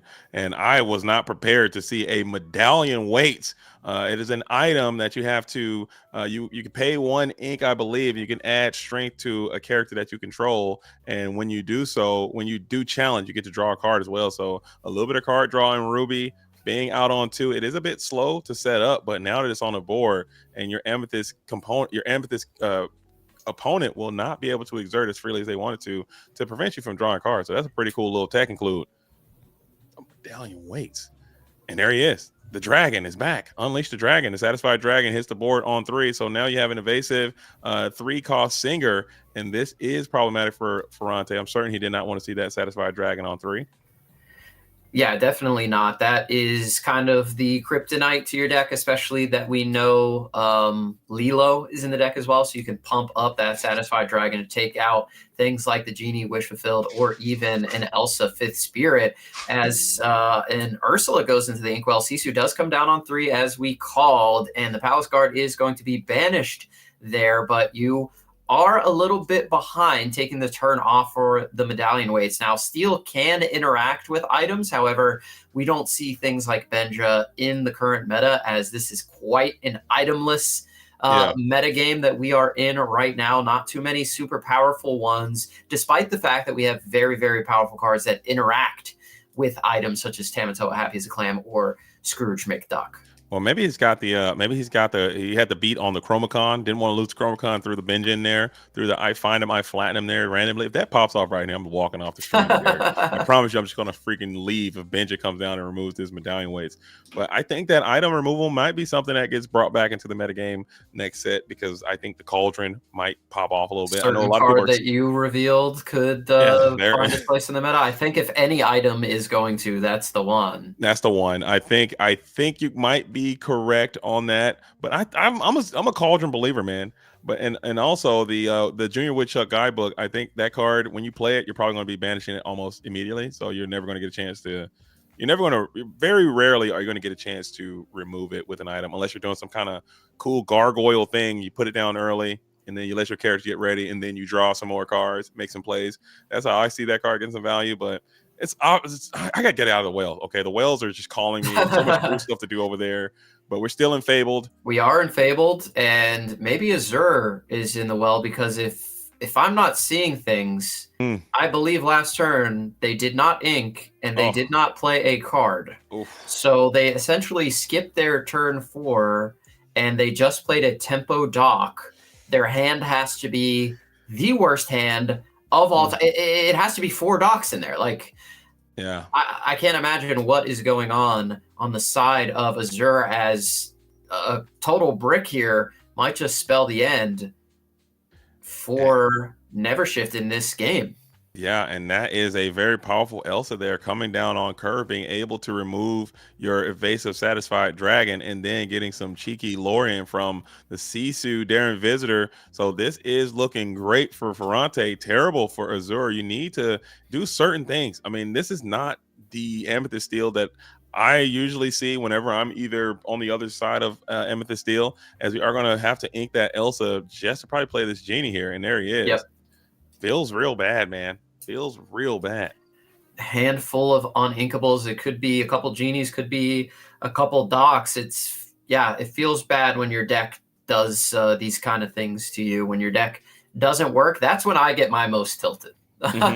When my deck just doesn't function the way that I fails built. to function. Yeah, Exactly. Give me a chance, deck. Just give me a chance. And now we're getting into that rarefied air, that shark terrain, getting into that 6 ink. You got the Maui half shark, and then now your board is just frozen in time, just like it used to be. Not being able to do anything with the Maui half shark, as the Vanellope is going to go down into the inkwell. Yeah, Maui half shark was one of those legendaries. He was one of them ones that just was so powerful. There was little to nothing you could do if you didn't have the answer immediately. You just sat there frozen, shaking in your boots as Ruby Sapphire played 500 actions in a turn. And you're like, I guess it's over. As an Elsa the Fifth Spirit comes down, that's going to be the second in a row, and that Genie is going to be challenged down But and I removed don't. from the board. I don't think you had enough ink to. Did you? I think the medallion weights cost 2, I believe. I don't think you had enough ink in order to exert the medallion weights, but you still are going to be able to gain a ton of tempo by just taking out a 4-cost character that it just took your opponent's last 2 turns to develop there. Ton of cards in hand. They must all just be some absolute gems, as we are going to send another one to the inkwell. Calhoun just sitting there. I have not seen a more lethargic, lazy, useless Calhoun in my life. She has not been able to do anything this entire game, as she looks up to see all these evasive characters and just rages out internally.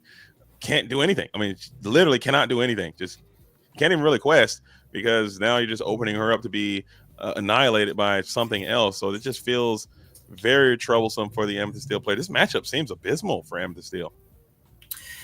Yeah, I mean, I don't know if the matchup is too bad. I just think that Azure had terrible draws 2 games in a row. Like, no Strength of Raging Fire in game 1, wasn't able to find the Satisfied Dragon early. Did find the Satisfied Dragon in this game, but just had a handful of uninkables. Literally skipped their turn 4, and then on turn 5 played a Tempo Dock without inking. So it's like things could not have been worse, as the Sisu is going to challenge in with the help of the medallion weights there. So that is the first activation of the weights. Yeah, and I do think it goes all the way back to that turn number 1, just like you said, when that Royal Guard, that Palace Guard comes through. A Royal Guard, I believe is his name. We knew he was going to get zapped by that Sisu, so maybe it might be beneficial just to put him in the inkwell if your hand is just cooked. Or maybe your hand just slowly got more and more cooked as the game went through, and you just drew uninkable after uninkable after, and you had a pretty tight curve. You thought the 1, 2, 3, 4 could work, trusted your deck to bail you out, and it failed you. But these are the kind of things you have to think about when you're gambling, man. Sometimes you're going to come up snake eyes, as this board is looking massive. Calhoun got that quest in, but she was done dirty by the medallion weights, and I don't know how to even crawl out of this spot. What do you need here? Oh, wow. We have the old genie here that lets you quest and shuffle them in to draw some cards. Really, really interesting. Okay, and I finally, the Dumbo comes into focus on Ferrante's side of the board. I was like, what is that Amethyst card? I was squinting as hard as I could. I was like, is that a Chroma Con? Maybe, I don't know. The Dumbino, and we're still it looks like we're still going to quest here again with the Giant Cobra. Giant Cobra will fall victim again to the medallion weights challenge maneuver, which I don't like it. I mean, you are kind of making your Strength of Raging Fire a little bit weaker. You are giving your cards up going 1 for 1. Actually, you're going -1 because they take your card and they're also drawing a new card. Queen of Hearts coming down here will be an ultimate punish as well. You saw one of those 5-cost Queen of Hearts being deployed as well. You hate to see it, as we are going to go medallion weights here. Medallion weights base boost. I believe that was an Elsa, I want to say, to be able to take down the Giant Cobra, and then you draw another card while questing in the process. So all the tempo with Ferrante. Yep, and we're just going to do Dumbo things here. Keep that hand full. Ruby Amethyst, just the deck that loves to draw cards and remove cards from your opponent's side of the board. It's been doing it since set number 1 and continues here in Fabled on the back of Lux Ferrante, who just loves this color combination and is one of the best pilots of Ruby Amethyst in the world. Yeah, and he's showing why he's in tune with this deck. Seems like you're getting everything you want. Granted, Azure did have some very problematic sequences there early on, and this is just looking grim as you play another uninkable card. Send this genie back to your deck, and what are we waiting on? And looks like you're going to go for the first installment of Strength of Raging Fire. That is insane. This is the first game 2 all the way in, back against the wall, the first song being sang. And that is wild to me. Yeah, it's really, really unfortunate for Azure. I mean, Liam has said it once, he said it twice, he said it a million times, man. You got to go 1, 2, 3, forcing strength. That is what this deck does. That's what you need to do. That's your opener. That's how you win most consistently. And if you're going 1, 2, 3, skip 4, skip 5, you're not going to be able to get it done. But the board is a little bit wider here. You do have some threats on the board that Ferrante needs to consider removing. You definitely don't want this genie to grant 3 wishes and give you 3 new cards. Mhm. So we will see how he approaches it on this turn. The medallion weights has been great, but also challenging in has thinned your own board. And I think, and we did see another. There's another one of those genies there. So that tells the tale of what was in the hand. You have Doc, Genie, Genie, and That Goofy? that is 5 uninkable cards. And this is the evasive rush Goofy coming through and clearing that Genie again. And now you have all the momentum and you're free and clear to move these glimmers around. Dumbo is going to use his special ability multiple times as you're drawing and gaining lore in the process, getting all the way up to 15. Oh, need a miracle here. Yeah, you hate to see yourself needing a miracle 2 games in a row. That just never feels good. It's But not gonna happen. Ferrante just taking complete control of this game after his opponent makes one little stumble, the deck just not giving him inkables to play the game. That's what can happen in this format if one little thing happens, because the card power levels compared to previous formats are much lower. That, like, if the deck stumbles at all, it feels like impossible to recover. You know what I mean? Like, Yeah. before, if you stumbled like you're playing in a Ruby deck, you could always come back because you had to be prepared, right? Right. Or in a Sapphire deck, you could always come back off of Hiram or your Popsicles or Tamatoa or things like that. You don't have those ultra powerful cards anymore. So now every little moment throughout the game matters so much more, as a Maleficent Dragon is going to come down. Why not? Yeah, and then just quest them all for a GG, and that is a dub as Ferrante gets absolutely beast mode out here and takes down Azure. Unfortunate for Azure, it didn't work out the way you wanted it to. That is unfortunate. I hate seeing that in the ICL from time to time, but that's the game we play. It is what it is. Mm-hmm. But let's hop over there, Garrett, and the interview is underway. If you want to take the lead on that, I will follow you, because I feel like I talk too much in the interview, so I'm going to start shutting up more, because I need to let that happen as well. Sure. All right. Hello, gentlemen. Hello. Can you hear us? What's going on? Well, that was a match of Disney Lorcana for sure. I want to start with Ferrante here. Congratulations on the big win for Luxury, coming in with Ruby Amethyst. And after we saw Blurple in round 1, I said, Ferrante's playing. He's got to be bringing his good old faithful Ruby Amethyst. And we were wondering, is it going to be that flinger dinger? Is it going to be evasives? Is it going to be a little power line action? Sing second star. But we went with the evasives. I know you were really high on this deck. Almost played it in Milwaukee, but decided to bring it here and show off that Ruby Amethyst has still got it a little bit. Yeah, no, I was on the edge of playing it at the DLC. I didn't think the list was able to win like 10 out of 12 rounds. You need a lot of things to go right. Like, game 2, he just basically bricked, and that's how I got there 2-0. It has the surprise factor that people don't see coming, so you kind of win some games there. You steal games. They don't see, like, cards that they see all the time. They don't expect it. So, yeah, no, I definitely wanted to prove that the red purple list can still win, and the format's going away, but it was fun. Yeah, one last hurrah for the deck and being able to rush out a Maui Half Shark. That was probably the first time that was captured on camera this entire Fabled set. So congratulations for that. You were able to get that Finders Keepers back and continue to keep that hand healthy. And it just felt like the good old days of Ruby Amethyst, where like you're just inking once a turn, you're playing out bodies, you're drawing a lot of cards, and then eventually you got to that Maleficent Dragon, which was crazy to see that in the list as well. Did you have any other spice other than what we saw that didn't get to come out? I think you guys seen a lot of it. I was trying to play most of it, but I think you guys seen most of it. The dragons, the medallion weights, the Cogsworth, big else's. Yeah, no, it's just like a long grind game. Like the deck can kind of compete with everything, because you got the little Sisus and bodies for aggro against dogs, and Amber Steel, and then you got the late game with the big Elsas and the Dragons, and your medallion weights kind of like grind you there against Blurple. Um, but like I said, you just need things to go right. Like against Blurple, if they just get the second star off, you're just crying. Yeah. And then yeah, if, like there's just nothing you can do there. And then if Purple Steel just goes 1, 2, 3, 4, like game one, if you would have had the answer for my Iago on turn 4, he probably wins that game. So that's kind of the way the format is right now. If they have it, they have it. If they don't, you're just in rough shape. But yeah. Yeah, we also have JDZ Quest here.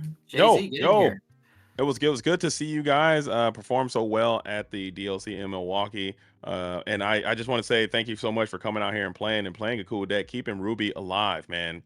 You don't, and I was just actually talking to Color about that in the last round. I was like, I don't think we've seen any Ruby in the ICL throughout the entire Fabled meta, but you kind of broke that mold and you came out and you represented well. So thank you for that. But looking at this deck, looking at this matchup, is this typically how this goes? Like having this evasive stuff, it seemed like your opponent Azure, and we're going to go over to Azure here in just a moment. They didn't really have any answers for it. We saw that Calhoun sitting there for a while, just looking super anemic, not really doing too much anything. We saw those satisfied dragons. You took those down quite easily, and you were able to just get those questions. Is that typically how this goes in this Amethyst Steel? What are some of the good matchups, and what are some of the bad matchups in this Fabled meta first with this deck?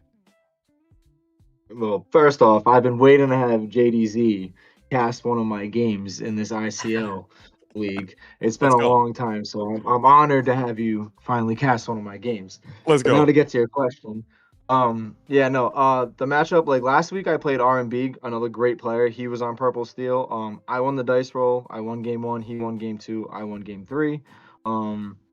But that the matchup's not bad. If it, like I said, it kind of varies on if they have like the strength or the fire the cannons to answer the evasive package. If they have it, they have it. If they don't, I can kind of like outgrind them. My kind of high end against Purple Steel is way better than theirs. And then eventually I get to late game 5, 7, 8. If the lore counts like 4 to 5 and I have 8 ink, I'm looking great. I'm happy about that.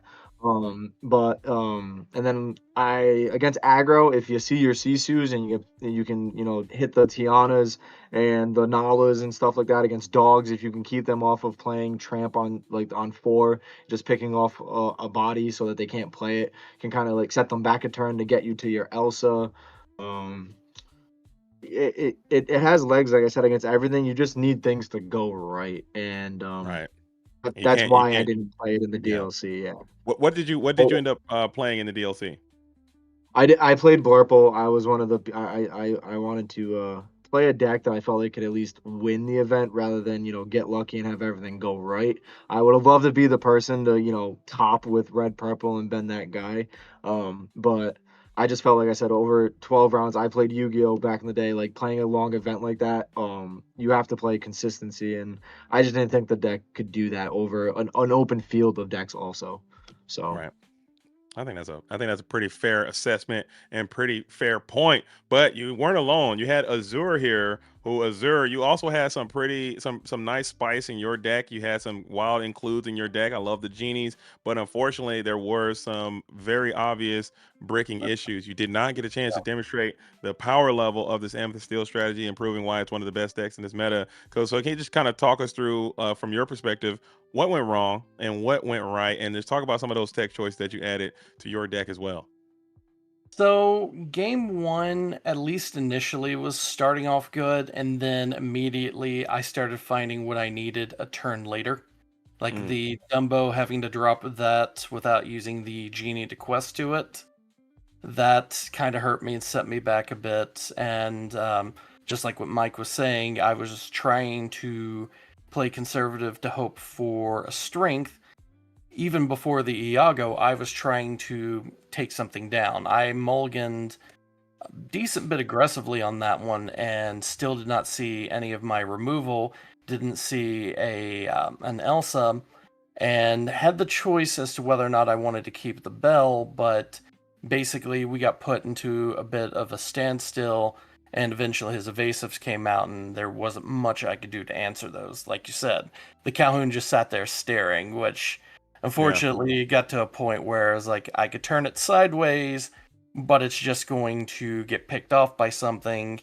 And I was eventually starting to do that just to slow him down a bit on questing, but like I said, I didn't see any removal.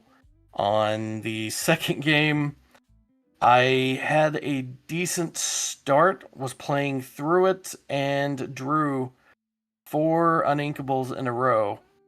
And normally getting 4 genies is great when you can actually play them.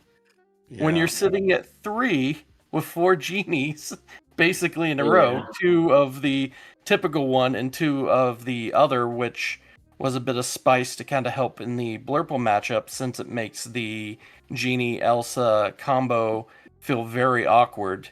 Or if they're doing like Basil into Elsa, it still keeps that Genie alive and allows you to get draw power. But yeah, it was one of those that I went, I would say, what was it, 2 or 3 turns without inking past 3, and it's at that point I was like, do I just play one of the docks I have in my hand just to get something out?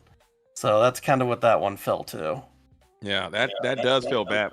Was there ever any thought on that opening turn? Because I think we both mentioned it in the booth, keeping that one cost character on that 1/4. Maybe you get a couple quests in, but you know the CC is just going to bash him anyway. Was there ever any thought to just go ahead and use that card as ink instead of playing him to the field? But you probably didn't know that your hand was going to go break with 4 or 5 inkable cards in a row. Was that part of the decision? Yeah, that was pretty much a little bit of a gamble, but also at the time I had a little bit of ink, and normally when you are playing on the draws purple steel, especially if you do have that opportunity to get questing through like a Rafiki or a Hook, or even like when they're doing like Basil and stuff early in like a Blurple matchup, you normally try to take advantage of that, because all they may result in doing is stacking damage that you can later use Bell and punish them with. But in that case, it was one of those, I was like, okay, all I need is just to get one more inkable with what I had in my hand, and I was good. And then you go 4 turns in a row with no inkables, and I was like, okay, now I'm regretting a few things. Yeah, that's how it happens. Sorry, Garrick. I said I wasn't going to do anything, man. I freaking just did it anyway. I apologize, Garrick. But please, Garrick, I'm sure you have some questions for Azure as well. No, I mean, you basically hit all the questions that I had. It was just it was tough to see, finding the satisfied dragons late in game 1 when you need them early against an evasive deck, and then just getting bricked there in game number 2. And I mean, I like to risk it for the biscuit as well. Hey, I'll draw the ink. Sometimes you don't. Yeah. And that's how it goes. That is how it goes. But you go down this time. NVR Shift doesn't take it home this time, and that's okay. I still really love your team. I'm a big fan of your team, and I know you guys have a big bright future. But Lux, Team Luxury, one of the juggernauts of our game, juggernauts of TCGs. I was so excited to see you guys perform so well this weekend, and also back at it again in the ICL, having great performances. But we're about to wrap this thing and get prepared for round number 3. So we'll start with special shout outs. Azure, we'll lead with you first. The floor is yours. Anything that you want to say before we move on? All right. I'd like to give a shout out to my wife and content creator, Missy Enchanted.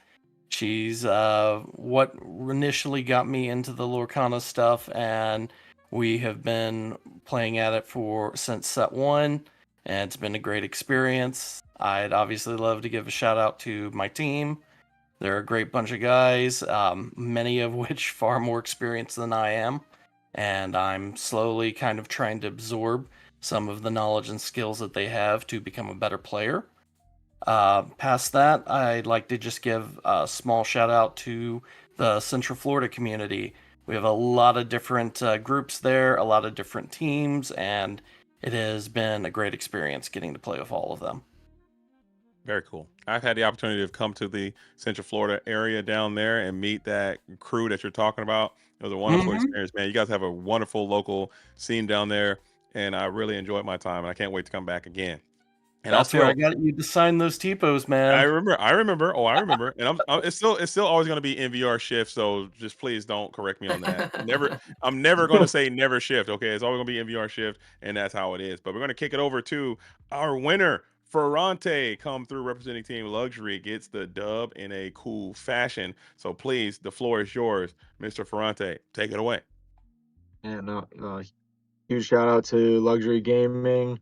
Without them, none of this would be possible. Shout out to the wife and kids letting me play and travel and enjoy meeting everyone. And then shout out, Zach, one of my locals. I hit him up the other day, and I sent him the list and he threw the cards together and let me play the cards today. I literally went to go pick them up for him today. So huge shout out to Zach. Yeah, and then shout out to everyone that I saw this past weekend at DLC Milwaukee. I tell everyone playing the game is just a bonus. Seeing everyone and hanging out is the real prize. It was my day. I got everyone to sign this mat, some old names, the homies, and it means a lot seeing and hanging out with everyone. You never know who you bump into and who you cross path with, and it's awesome. I love this community, and to many more, and hopefully we see each other at the next DLC. Absolutely. Well said, man. Well said. Well said. Salute to you. Salute to you. I like that. I like what you guys had to say. But gentlemen, there still is another round. All these points are super important. So we're going to have to push on into round number 3. But I want to thank you both for your participation. It means a lot for the ICL. You guys showcasing your talent. And hopefully you guys continue to play on. We'll see more Whispers in the Well. Maybe Ruby Amethyst can be back. Amethyst Steel can be back. And we can have this rematch again later on. Yes, sir. Yep, right. Looking forward to it. All right, you gentlemen, take care and have a wonderful evening. This is GG's. All right, Garrick, I zoomed through there that time. I had it set up mentally. I was like, I'm going to hit this button. I'm going to push this. I'm going to click that, and I am back in the booth quickly. I'm here. I'm here. I know you're here. I heard some clicking though over there. I see you were kind of lost in the sauce there, trying to get back Don't get back to the booth, man. I zoomed. I made sure I had to clap you up because I embarrassed you. I embarrassed you last time. You did. I got it. No, I'm kidding. You schooled me. You took me right to school. But man, good round, good game. It doesn't. I hate when people are bricking, man. I want to see people get all the things that they want and have their deck do what they wanted to do, but not this time. But Garrett, I think my time is coming to an end. Okay. I think it is over for me here at the ICL tonight.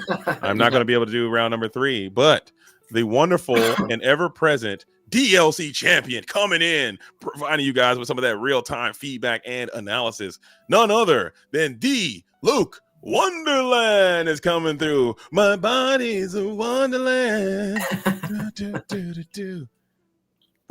My body's a keep it going. My body's a wonderland. You guys don't know that John Mayer, dude? Everybody Luke hates this, by the way. He's like, JD, please give me another song. Give me another song. No, do a little bit of John Mayer to represent our DLC champion, Luke, who is holding it down, doing a lot of work behind the scenes for the ICL, keeping it strong. So make sure you guys hit the follow button and tune into the ICL every single week. But here it is, the Luke Wonderland. I will see you, Garrick. You guys check me out. I'll be on the Lorcana tomorrow, and I might be taking a break from streaming for a little while because I have to prepare for the CCQ this weekend. I'll be there, and then I'll be in Sharp Gaming, and then I'll be in Texas. So more Lorcana coming your way. Don't touch that down. You know who I am. Give me a follow if you can. I'm JD Demo Quest. Till next time, peace. I'm out. Man, no JDZ streams the next few days. I know. What am I gonna do? I mean, we're just gonna have to wait for the weekend and then watch his stream, right? And watch the event he's doing. Exactly. Gotta lock in for the CCQs when they come up. They're huge events. And then, of course, obviously the winner gets to go to the North American Championship. What's the next event you're going to? You head into any? You're doing the Sharp. You doing Sharp Gaming? You going down to Texas? What are you doing? I think the Sharp Gaming is sadly at a time I can't make it. I think it's like during my wife's birthday, like that same like my sister's getting married, and like 2 days later my wife's is having her birthday. So it's like I'm probably not gonna be able to go to an event that week. Yeah, gotta be there. Gotta be there for the wife for sure. But I don't know what I'm going to be getting into. Probably just Richmond, honestly. I ain't got a lot of PTO left on this year. I did buy tickets. I have a ticket for Charlie's collectible show. Oh, nice. So I'm probably going to fly to that CCQ. There you go. And take it down with the deck list that you got the night before. Yeah, I need to do that because obviously when I play a deck that I've known about for a few weeks, I did poor. Like both times with Amber Steel that I was like, I'm gonna play this deck, and I like knew I was gonna play it for like a month or so. I did terrible. So yeah, send me your deck list the day before an event. Saucy. If it's saucy, I might take it. Kitty, you need to stop meowing at me right now. The cat's trying to give you deck ideas. You gotta lock in and listen. Ruby Amethyst, play it. Gargoyles, trust me, next set. That's what the cat's saying. I can translate. I can speak kitten. I can speak feline. Everybody wants to be a cat. Everybody does want to be a cat.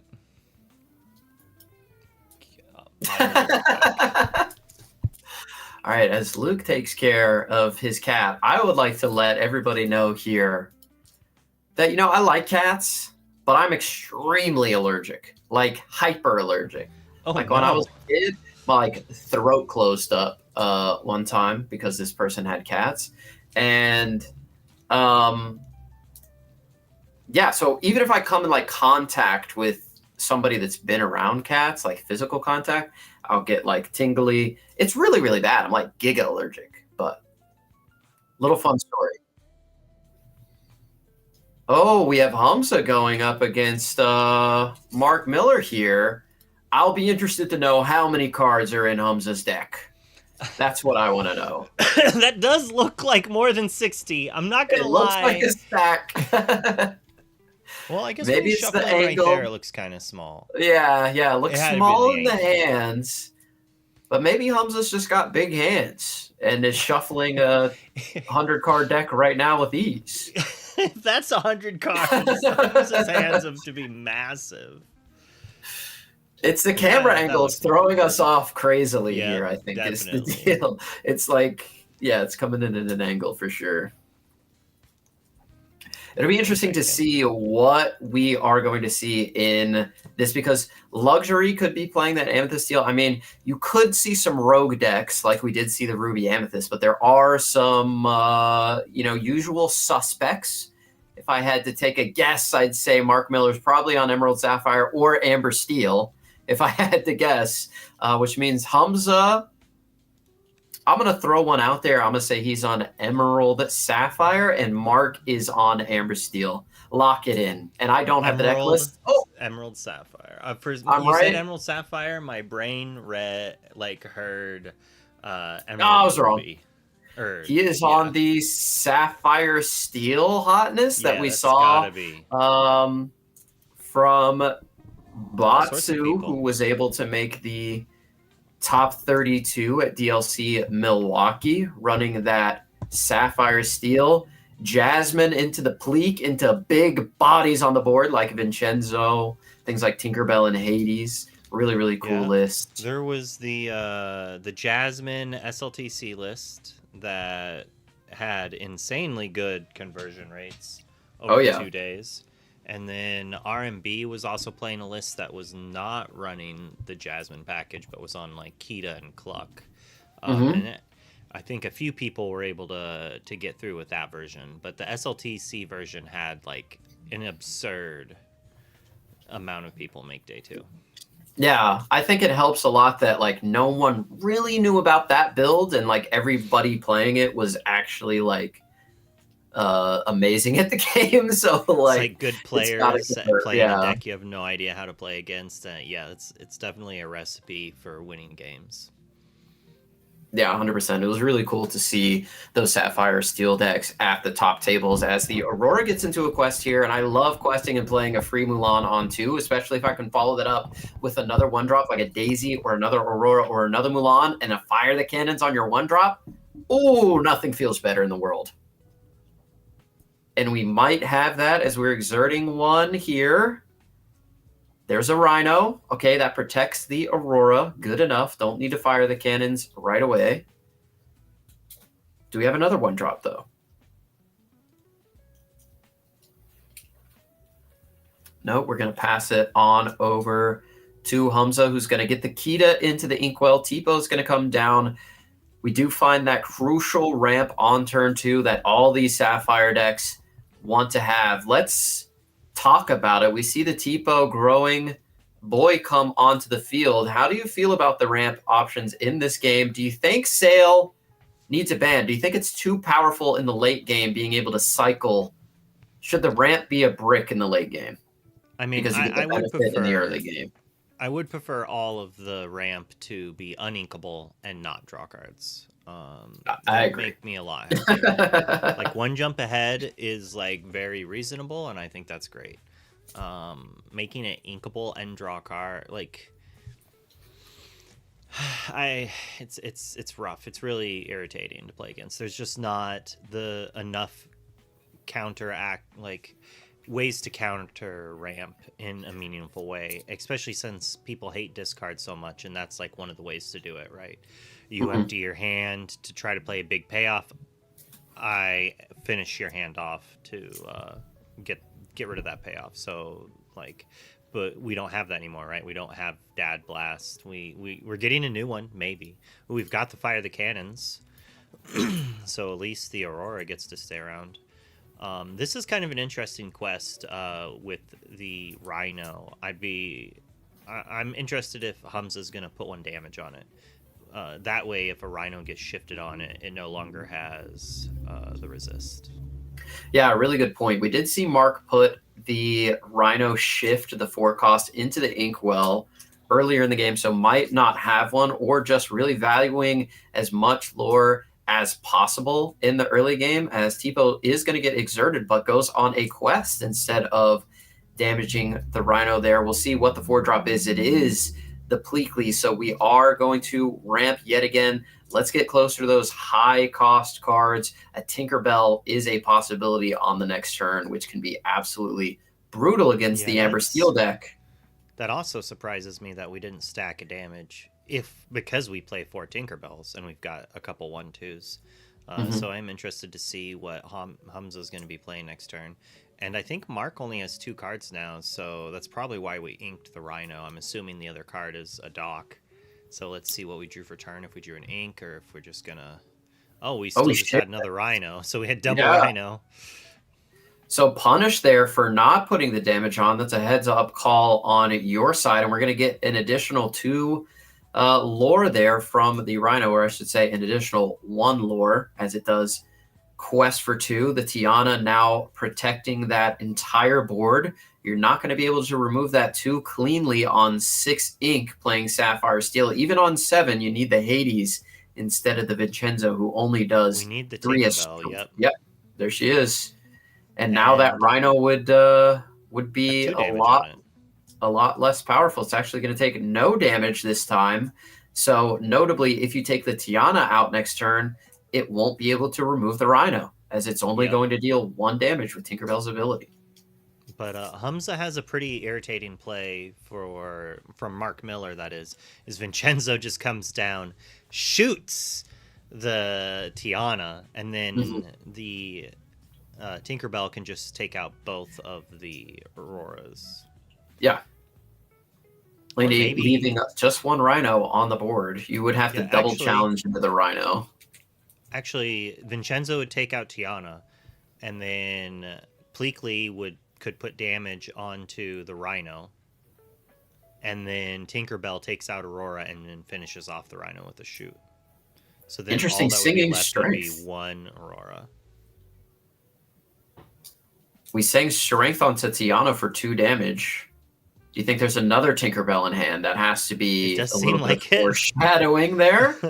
But if there's a Penny on the side of Mark, you're feeling really, really good. Oh, Penny would deal be that 2 damage. Yep. Insane. There was 3 seconds left on that ad. I stopped it just in time. I snoozed it just in time. Not today. During the interviews, apparently, or right after the interviews. Mark really thinking about this. I believe only one card in hand right now was just drawn off the top of the deck. Dock Could off be the top. That's It's two. two. Oh, Penny! Oh, it is Penny. Arguably just as good, maybe better for this turn. Yeah, and now if another Tinkerbell comes down, Tiana's not going to take any damage, and neither is the Rhino, but both Auroras will be removed cleanly, and you can also challenge into the Tiana, but the strength is going to be reduced, so that really saved Mark in a big way if the next card in hand is a Tinkerbell. Looks like we're just going to have to pay the tax Challenge instead of Penny. establishing another character. Maybe, I wonder if maybe we should have challenged the Rhino and paid the 3. I guess we want to draw with Doc.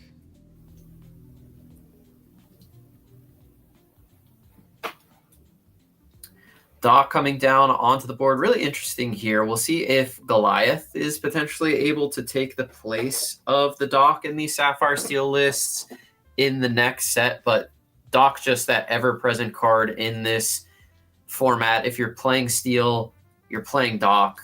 Just such a powerful card can refill your hand. I guess we did have to... I feel like we could have played that Doc first before challenging and paying 3. Wait, I think he just double inked. Hamza? Did he ink there at the end of the turn? Because he started his turn off inking. He should have. He inked, play, and then turned it upside down, and then paid 3 and challenged. And then at the end of the turn, didn't he just ink there right before passing? Should have 8 ink, right? If my memory serves. Or should he be at 7? So it looks like that did happen. The judges are trying to figure out what to do to make that right. Because he inked a Robin Hood at end.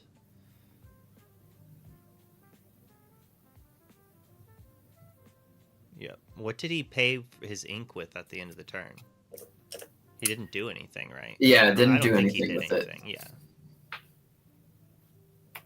Because he had 2 open and then played that. I don't think he did anything with it. I was just thinking, oh, if he could have inked there, he could have paid the 3 to do stuff. But then I'm like, oh no, he did ink at the very beginning. So it was like pay 3 to do that, pay 2 for Doc, left him 2 left over, and then he did nothing else after the Doc. Yeah. Able to get that solved.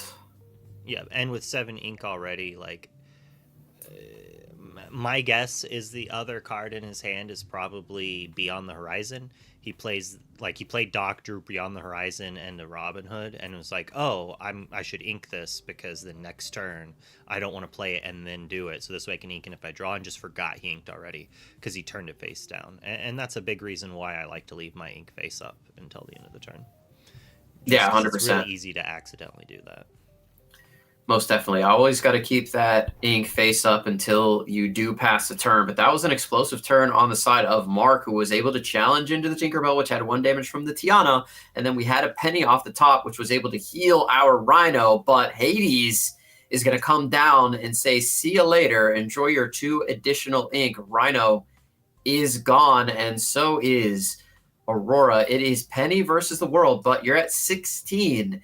If Hamza is not able to find removal basically every single turn, yeah, right. Mark is going to be able to close this out. We're going to go to 18 here without a doubt as Troubadour comes down. Dude, that is almost exactly what Hamza wants to see. Almost. It only quests for 1. It is a little more difficult to remove because that resists 1, but you don't lose the game. Right, you can wait another turn. You can just challenge the Penny, develop more board presence, and draw cards. You can basically ignore the Troubadour for a turn. We are going to Beyond the Horizon ourselves, most definitely. Draw 3. You're not drawing Mark 3 cards? Come on, Hamza. Rude. It's these Sapphire decks, man. I hate being in this position as the Amber Steel player. I'm sure you've been there dozens of times where you're just right on the edge of winning the game, and Sapphire decks just decide to look through their entire 60 every turn and find the exact piece of removal they need over and to over stop again. you from winning the game, like 10 turns in a row. Speaking of removal, there he comes, Vincenzo. Oh no! But he only does two because of the resist. I wonder if he realized that. Like, I wonder if that was a mistake. He did it anyways. Maybe it was still the only play to do. It's like, you just play this. It's like... Big body, quest for 3. Close the game out sooner, right? Like, I assume he has more than one in hand. But it's like a weird thing where it's like, maybe you keep... Oh my goodness! Tiana's a good one. Tiana's very beaky, so you're going to need like a Hades to take this down. Yep. Or a Hudson Strength of a needs Raging Hades. Fire. Hades or Strength or... I think that's it. We're going to Mulan and look for it. Draw 1. Have to discard 1 as well. Pleakley going into the discard pile. Nope. It doesn't have it. There. Does not have it. Mark able to squeak over the finish line just barely thanks to the Tiana. I'm watching the game, and the ad apparently started 30 seconds ago, so they missed him not draw it. I'm terrible at my job. Well, everyone, we can recap it if you need us to. There's 30 seconds left or something. But that was a really exciting match. Sapphire Steel, a deck that many had written off. It showed up in full force at DLC. Milwaukee was able to convert into that top 32, earning an invite to the North American Championship. So the meta was not solved by any stretch of the imagination, as Sapphire Steel was able to make a dent in the meta, most definitely, but falling here in game number 1 to Mark Miller, who is trying to get his team some more points after losing the first 2 games. If he is able to win this next one, that will be huge for Never Shift, as every single game matters, not just the matches. So getting a game win there definitely helps in the standings. And if he's able to get a match win, that'll help even more. Yeah, every point matters. So getting 0-2'd is not pleasant. I was looking over what happened today for Maelstrom, and they lost the matchup lottery 2 times in a row, and then it was a dog's mirror in the finals, and one of the teams drew 2 Under the Seas before the other team did. Interesting. Yeah, that's brutal. It does feel like this this format for the ICL is very like rock, paper, scissors. Did you win that quote-unquote matchup lottery like you mentioned? Did your Amber Steel player play the Blurple player? You know what I mean? Did your Amethyst Steel player play the Amber Steel player? Because most people are playing like one of those 3 decks, with a couple spicy includes, as we are seeing here on the side of Luxury, and they're trying to take advantage of maybe that rock, paper, scissors feel to the format, shake it up and sneak some wins, as they were able to do on Ruby Amethyst and trying to do on Sapphire Steel tonight. Yeah, I mean, it feels great when you win the matchup lottery. Yeah, for sure. That is part of the game. And even if like it's really brutal when it's like both teams play the same decks and it's just like, oh, it lined up for one but not the other. It's like, oh, it's so close. Yeah, the exact opposite of what one team wants. But I think it's fine to say that this is the worst format we've had, I think. Which is a crazy thing to say. We've had broken formats, but like I still feel like there were things you could do.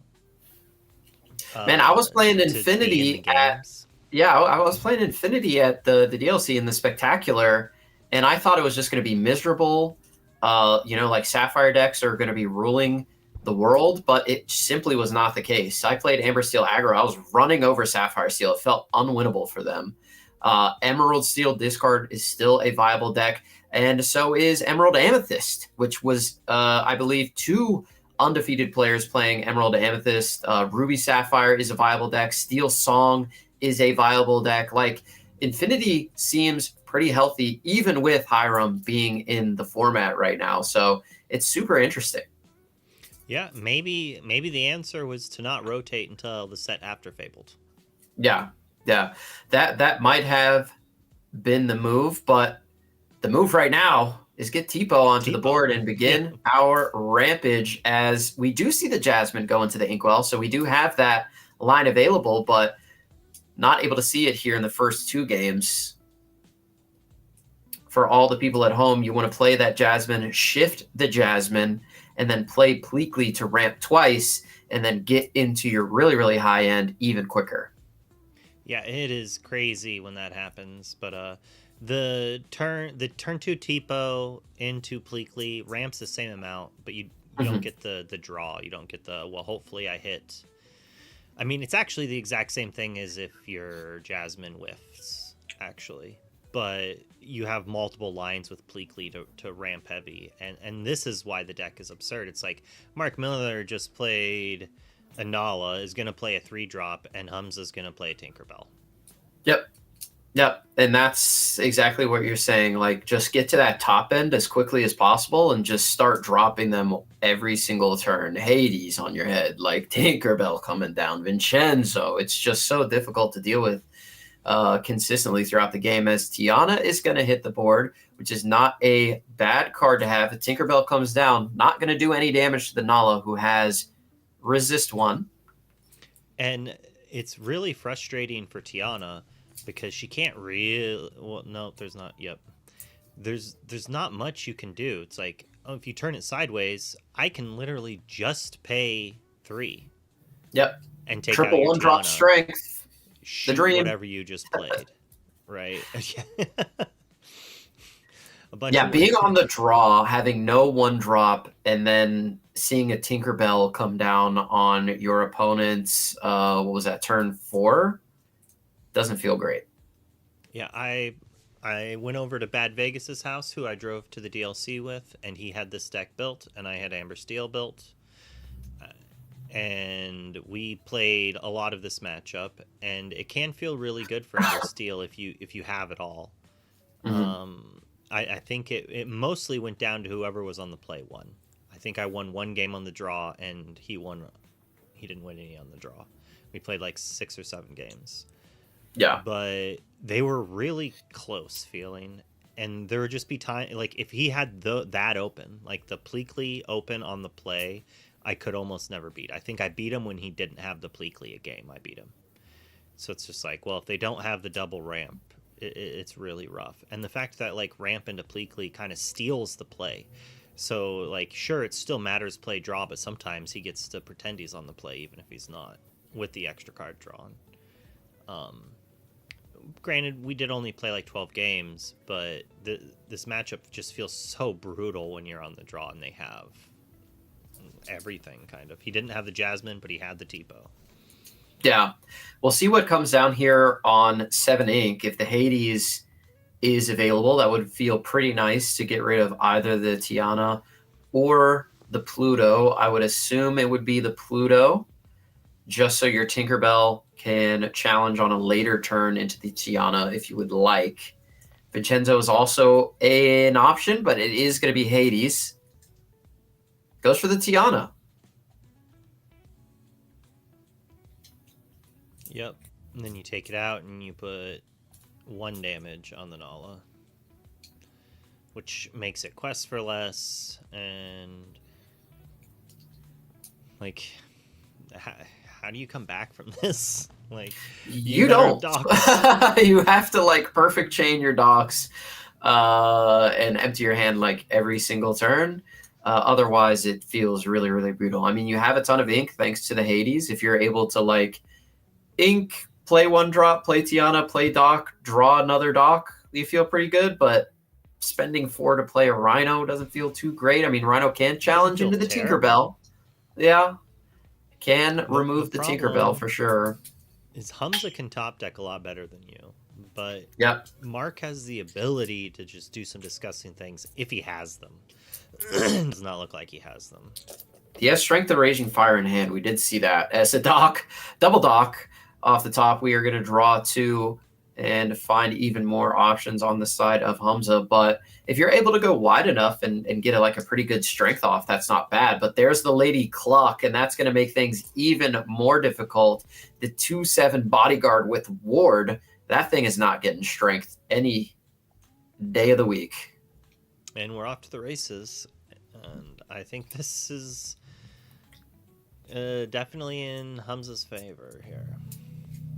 Yeah, it seems borderline unwinnable for Mark at this point because, like before, you could trade into the Tinkerbell with the Rhino, but now you can't even do that because of the Lady Cluck defending Tinkerbell right now at this point with that big body.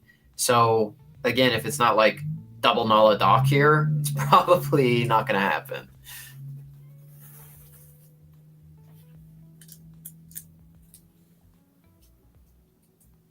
But we'll see what Mark is able to come up with. Again, does have Strength or Raging Fire. So there's the penny. That's going to give you another lore on your Nala. We have John Deere.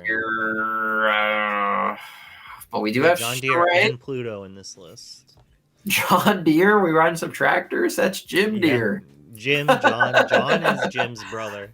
Oh, okay. Yeah. They're twins. John Deere has a really, really lucrative tractor business. Yes, and, he does. That's why the Deers in Lady and the Tramp, they're just really wealthy. They're so rich, yeah. they're the John Deeres. Yep. Mulan's gonna come down. We're gonna draw a card, look for a different option. I guess the movie's set in the past. Like, I don't know how old John Deere is. Like, maybe that's a I don't know. That's time range. John Deere tractor's got to be like 100 years old, I would say. Okay, so maybe Jim is like just inherited the money. Like he's actually John's like John's son or Jen's son. You're Googling right now to find out how long I am doing that. Yes, I'm too interested. I need to know While we think when about it was founded. What we're gonna strength, we're finding out how old John Deere is. John Deere was born in 1804 and died in 1886, so it's definitely possible. The timeline is adding up.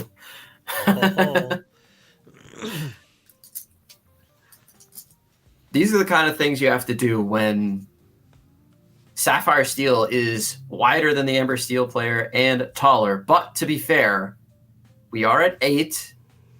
You're not in the easiest situation to get out of right now because Rhino is a little bit difficult to remove, and Nala did get resist from Penny. We're still taking it out. Yeah, bonk. But I believe Hades should have only dealt 1 to the Nala.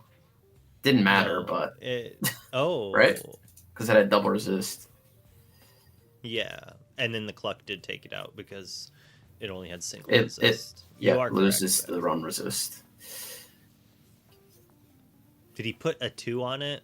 But it was still that's that doesn't work. It's only got 2 willpower as Daisy Duck finally finds the board here. Donald's Date, one of the best cards in the history of Disney Lorcana. I remember that card coming out and everyone just being like, yeah, look everyone, we have Goblin Guide. That's pretty cool. Yeah, I hate losing to Goblin Guides. And you said, don't bring that up. Don't ever talk about that again. It's a sore subject, bro. Fire the Cannons comes down and removes the Mulan. So trying to keep things in order a little bit. But, I mean, take a look. Right now, things aren't the worst for Mark. Being able to remove that Tinkerbell was huge. And now you have 6 lore on the board. You can quest for 4 here, go to 12. If you can continue to find 2 questers, you might just get it done. Yeah, I mean, if we quest with Rhino Penny, then Hades Cluck can take out the Rhino. And then Doc quests for 1. And then we quest up to 16. And we play another character. Assuming we drew cannons for turn, have no other cards in hand. Hamza has no cards in hand. So if Hamza bricks, draws Tipo, draws Mulan, something like that. There is a world that we could still has a card in hand, so this isn't that bad of a spot. I don't know, like from getting beat up. Yeah. Getting rid of that Tinkerbell was massive. This game is now super, super winnable for Mark and still has a card in hand. It's Strength of a Raging Fire. Why not? Use it, get rid of the Dock off the board. Nope, hit the Hades. That way the Hades will trade with the Rhino if that's the option that we're going to go for. I like that. There's not any healing or bell shenanigans that you need to worry about in the Sapphire Steel. Hamza draws for turn, immediately puts it down, disgusted. Or maybe just thinking. Usually when I set my card down like that, I'm like, that card is not relevant. It is a Jasmine. Not great. Yeah, not excellent. Needs to see. Although if that Jasmine grabs something like a Tinkerbell off the top, that could be rough. Yeah, in this position, are you just going for the Rhino? Or are you just hitting the penny and questing? What is feel like the move? It's a weird spot. So like Rhino does require 2 characters to take it out. And I think we kind of have to do that because if we just take Penny and Quest, then the next turn we don't have enough characters to take out Daisy and Rhino. Whereas in like just Jasmine answers Penny. So we're gonna need the Cluck. We're gonna need Hades and something to take out the Daisy. But then Hades trades with the Rhino. So then we actually can't take down the Daisy at all next turn. Yeah. Yeah, that's true. Unless we find some damage removal off the top, or like you said, just straight Hades. This works. Never mind. We put 1 damage on with the Dock, and then now the Dock finishes off Penny. Penny off the top to protect a Penny would be insane. For 1, is it another? If you're playing Lilo's here, I always go for the trigger. I did that in one of my. I did it like 3 times in one of my games or one of my matches, and my opponent was like so confused, and then I did it and I hit a Lilo and they were like, "Oh, that's why you do it." I was like, "Yeah." Oh, and we revealed the Vincenzo, which might bring us back into this game. Well, that is not let us lose right now. Good. Yeah, we can clear the board here with Vincenzo, most definitely.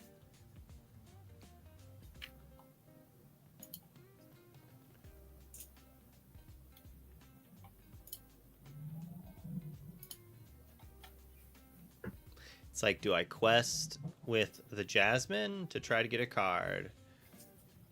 Or do I Vincenzo the Mulan? We're going for Vincenzo in the Mulan. And just hoping to draw for the next turn, which is fine. Our Jasmine gets to quest the next turn as well. Yeah, and we do have another card in hand, thanks to the Daisy Duck. Oh, the Daisy. Daisy gave Vincenzo and then drew for turn. All right, we find Lady. That's good. That's a 2-quester. She quests. This is scary. This is like a 2-turn block. Yep. For Hamza. It's scary for both players, but Hamza just needs 1 piece of removal. We're going to take a look. That's a pretty good there one. It is. That's a pretty good one. Vincenzo on to the board. And yeah, now they're going to be questing for 6. That's a lot of lore. And that is going to be game.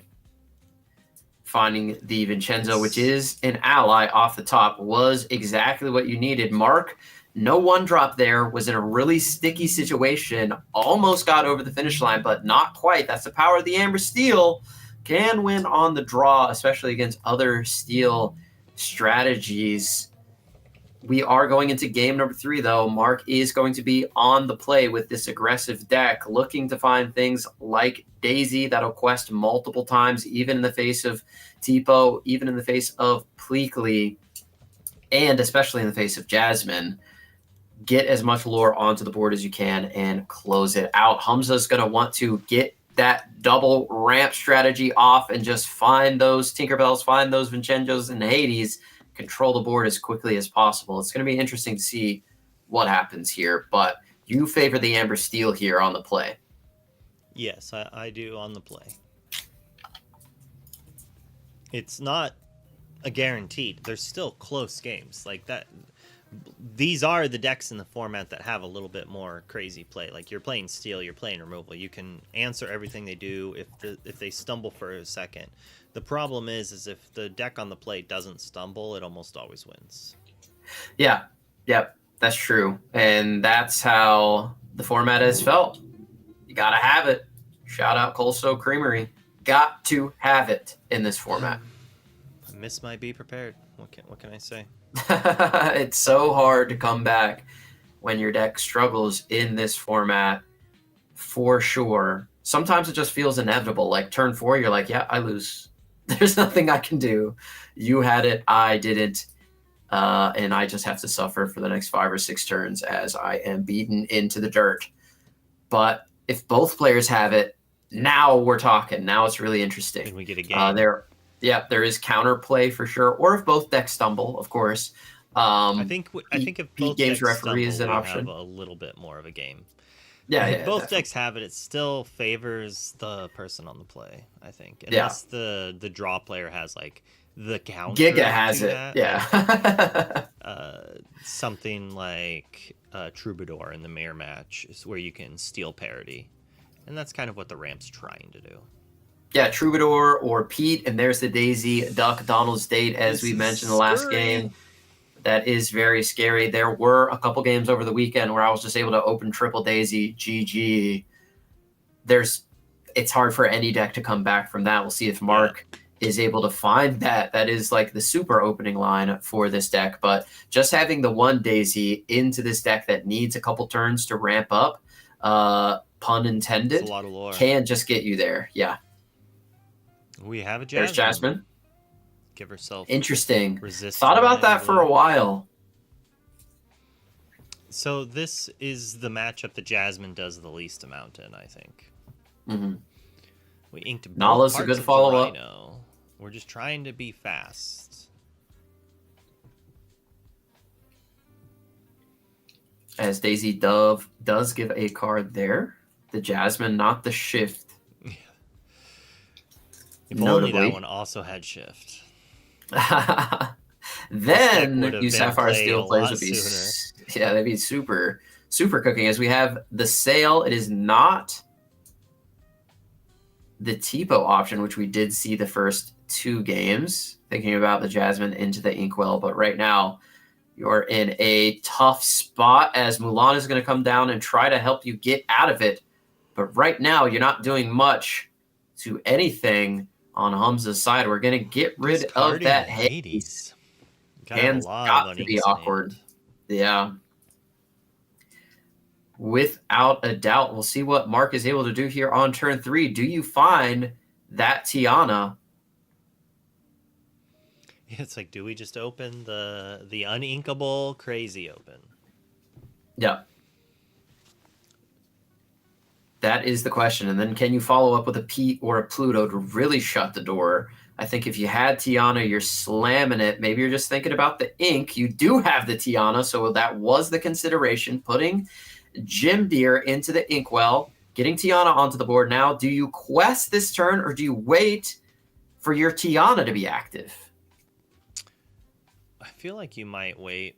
It's kind of rough. You just have to hope your opponent, like your opponent's best play is ramping. They don't have anything to really punish you yet. So if you quest with both, then in play they can answer Nala, and you give them a card. You go up to 7, but you lose your Nala. If you quest with just Daisy, they could shift Jasmine, play a Pleakley still, like challenge, play Pleakley, ramp a whole bunch, and they answer that, and then the next turn they might like be able to then Hades your Tiana as well. But if you wait like this, and then now this next turn you're questing for 7, you're going up to 9, and then they still don't have good challengers, right? Like, yeah, it's too Jasmine going out. notably does not have a lot of strength. I believe Tipo is an ally. Yep. So like he could have grabbed a Tipo here. Inky and Strength is not what they want to be doing here. Yeah, definitely not. We're gonna play a just a dock. Is it a dock. tempo dock? Okay, it is a tempo dock. That's not So a we great have feeling. Tony. It How many feels more better when you're strengths? playing Amber Steel. At least it's a body that quests, and it's a little bit sticky with 3 willpower. But when you're playing a deck like Sapphire Steel, you don't want to be tempo docking. There are much more Only powerful 2 plays cards in your left in deck. hand. Hopefully another one of them is Doc, because you've got to find something here. As another Daisy comes down, and we're going for 3 Lady and Doc. Mark Miller he's out for blood. He's not letting Never Shift go home 0-3. He's like, no, we're getting this one. Yeah, a beefy quest for 7, going up to 9. Tinkerbell goes into hand, but it's going to be a little too late because we are still only going to be on to 5. We did not find our double ramp line, which is what we want to do with the Sapphire Steel strategy. And right now, look how wide the board is on Amber Steel's side. It's also pretty beefy. Nala with resist, Daisy and Tiana both with 4 willpower each.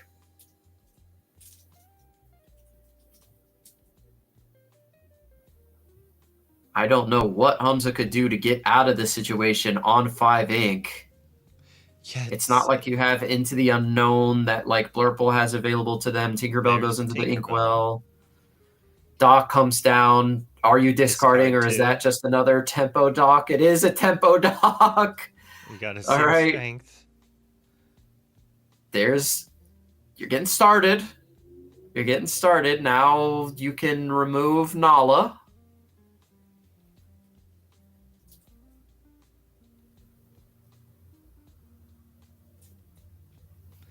It's only 7 lore. It's only going to 16. Only 16, and you have to answer everything. Wait a second. Why did we sing Strength?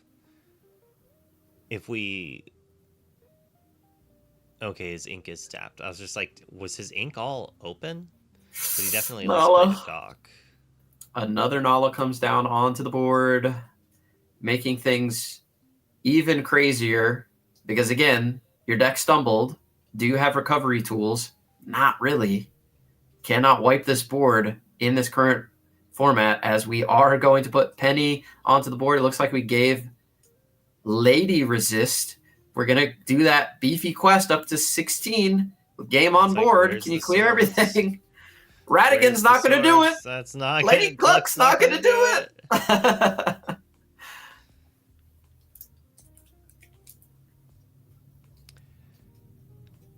Yeah, this is definitely this not game the steel matchup they want. And like this deck's really good against Amethyst Steel, actually, which is kind of entertaining. That is a Tinkerbell that just came in.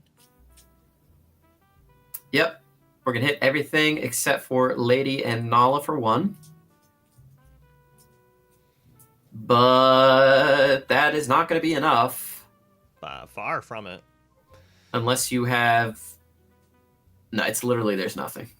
I don't think there's anything. Just had the open that you want. Yeah, right? Like that's exactly it. Turn 3 Daisy on turn 1. 4, Daisy, Lady, Doc. Whew. And then follow that up with Penny Nala is egregious. And that is going to be game here as Mark readies up, draws, and quests out. Getting that crucial win. Again, every single game matters here in the ICL. Every match matters. This matters towards the tiebreakers. This matters on the scoreboard. You do not want to get 3-0'd, and you definitely don't want to get 2-0'd in your specific game. So shout out to Mark Miller, fighting back, staying strong, getting a win for Never Shift. But congratulations to Luxury Gaming for taking the overall match tonight here on the ICL. Let's get on over to the interview booth. I beat you to it. You got me.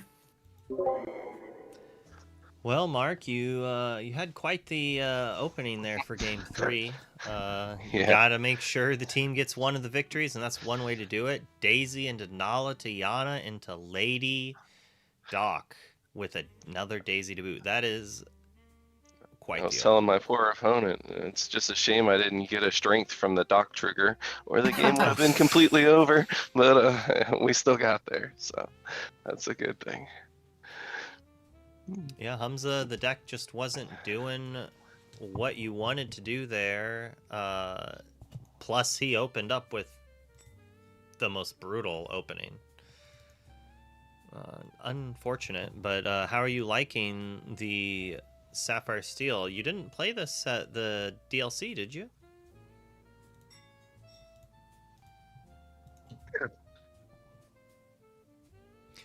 Hamza is muted. Hold on one second. I think I had him muted.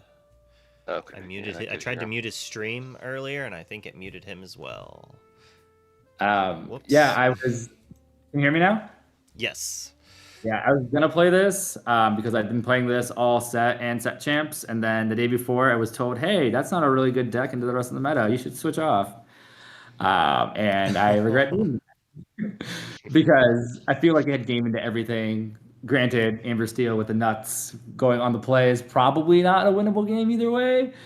But other than that, it's a fun deck. It's got so many. It's very adaptable, and I really like it. Yeah, we were talking while watching. I played some games with Bad Vegas, and it was like Amber Steel definitely kind of feels like whoever's on the play, even though like you do have options and like you have some pretty strong plays of Jasmine, Shift Jasmine, Quest, or Challenge, and then Pleakley it to double ramp and all sorts of fun stuff. Yeah, that third game I didn't have. I had Jasmine, Shift Jasmine with no Pleakley, and I was like, if all I needed was Pleakley, and then we would be cooking here. Yeah. Yeah, it's super cool that the Sapphire Steel strategy was able to break into the format like super late and find a home and then show that like this is actually a contender, one of the top meta decks that we need to be considering. It's just a shame that it happened right at Milwaukee and now we're moving on and we'll never know like how good Sapphire Steel really was. It kind of feels like that every time Sapphire Steel is good, except for, you know, when the bans were necessary. But yeah, super cool showing. Thank you. Thank you. Appreciate it. Yeah, it's just the deck just does so much. Seeing Vincenzo's get flipped over off of a Jasmine, I was just like, yeah, Jasmine doesn't do too much here, except for grab Vincenzo's. Like, what is this? So good. Yeah, but she whiffed in game 3. Yep. Oh. Yeah, unfortunately. I mean, even in that game number 2, it was kind of scary there for a while on your side, Hamza. I mean, the Amber Steel deck didn't have a 1-drop, but still was able to find a bunch of 2-questers, find some Nalas, and almost got over the finish line, but you were able to find the removal. Does it feel that way sometimes playing the Sapphire Steel deck? Like, dealing with all of these flood of characters can become a little bit difficult because everything costs so much in your deck? It does. It does. I think if I don't have like 1, 2, 4, 6, it becomes even harder. I think that once I'm at that 6, 7 ink, it's perfectly fine. But that early game, just being able to parlay or like parry whatever they're doing is hard. Because like you don't, I mean, I don't run Genie in this deck, the 3/4 evasive. That might be good just to be able to contest. But yeah, it's if you go full aggro, it's really hard for me to come back. I try to full ramp into Tink as fast as possible most of the time. Yeah, and we saw Mark was able to have some counterplay into that Tinkerbell, especially in the second game with the Rhino, healing with Penny, Strength of Raging Fire, obviously an amazing card. But in this matchup, Mark, have you played much of it, or Nope. how did you feel when you saw Sapphire Steel? Were you like, what do I do here, or do I just go fast? My first thinking was, thank God, because we were talking a little bit beforehand, and he was playing Purple Steel, and we had done some research, and I thought pretty sure he was going to be on Amethyst Steel, which is Yeah. obviously one of my worst matchups as an Amber Steel player. So I was like, oh, okay, maybe I actually have a little bit more of a shot than I would have had. I mean, I still think I can beat Purple Steel, but it's the hardest to beat. So it was a little bit of a sigh of relief, and then I definitely got tripped up not knowing the matchup at all because I have not played it. Because the game 2, I took a really awkward mulligan that Yeah. I regretted immediately. I got really hung up on the fact that I wanted to keep him off of Pleakley because I knew if he was going to Pleakley that I was almost certainly going to lose the game because he was going to be way too far ahead on ink, which is exactly what happened. So I took a Fire the Cannons in my opener, and I did not map out my line properly. I somehow assumed I was going to be able to do it and still develop the board. But once it got to turn 2, I was like, if I just ink and play a Fire the Cannons here, I'm toast anyway. So I just had to go this kind of back to the aggro route, and it just was not optimal at all. I think I really cooked myself in game 2, but it happens. We learn. One of the benefits of Blue Steel is that if you don't play against it, it's going to do crazy things. Like you wouldn't think that you needed to penny a Tiana with 1 damage on it after a Tinkerbell, but Vincenzo just takes it out. Otherwise, you have to like force him to have the Hades kind of. Yeah, I was worried about that or a Fire the Cannons. So I knew that the Tinkerbell was still going to be able to trade with it, but I was like, if he fires the cannons and then the Tinkerbell is able to get 2 things also, I'm going to be in a really bad spot. So yeah, I felt like that had to be done. Instead, he just had the Hades. Yeah. It was a great match, though. Fighting Tinkerbells never feels good with that, but it has to feel good taking that victory down, getting some points for your team in the board. Did you have any shout-outs you wanted to give before we hopped over to the other player? Yeah, absolutely. Shout out to my family and friends first and foremost for supporting me and letting me continue to play as often as I do and everything that they do for me. And then just a huge shout out to the Never Shift team that they did great in DLC Milwaukee. We had a great time together, and I'm super happy to have all my teammates. Nice. And I'm sure they're pleased to have you on the team as well. It was good seeing a lot of you guys down there, and it's good that you all had a great event. Hamza, how about you? Have any shout-outs? Yeah, of course. First and foremost, I want to shout out the community. That's half the reason why I play this game. Seeing everyone at the DLCs, coming up, having conversations, it makes the game worthwhile, even as you go into the more competitive space. I think the fun and the ability to learn from others is the best thing. Secondly, of course, shout out to my team, Team Luxury. Apologize for not holding it down, but I'm glad we were able to come up for the 2-1 win. And then shout out to just everyone who's learning the game and the people, the new kids who are coming in and just bringing more energy to here. I know DLC Milwaukee showed Aiden having some of the best runs ever, and I just really want to promote that and see. Oh, your mic is cutting out. Oh, I'm done. Don't worry. To that point, I actually really wanted to give Aiden a shout out. I last night after I'd submitted my deck list, I was like, oh, I should have ran Aiden's deck list, and I wanted to go back and change it, but I just couldn't get it done by the time we had to submit our deck list. But I wanted to give him a huge shout out for his amazing performance this weekend. He did awesome. Yeah, not everyone gets to win a Golden Mickey and beat a world champion on the way. Pretty good performance. Absolutely. All right, well, we're going to jump back in the booth. Congratulations again, and a good show tonight for both of you, and have a great night. Thanks, you too. Bye. All right, Garrick. Great show tonight. How'd it feel getting to cast 2 in a row? Yeah, it always feels good to get some more reps up here on the ICL. Always grateful for every opportunity. Being able to cast with JDZ and yourself tonight, always a pleasure, as it is always a pleasure to cast with Liam, Color, and Katie as well. So always fun here on the ICL every single week for me. Oh yeah, and we're glad to have you here. Did you want to do any other shout outs here before we head off? Probably raid someone.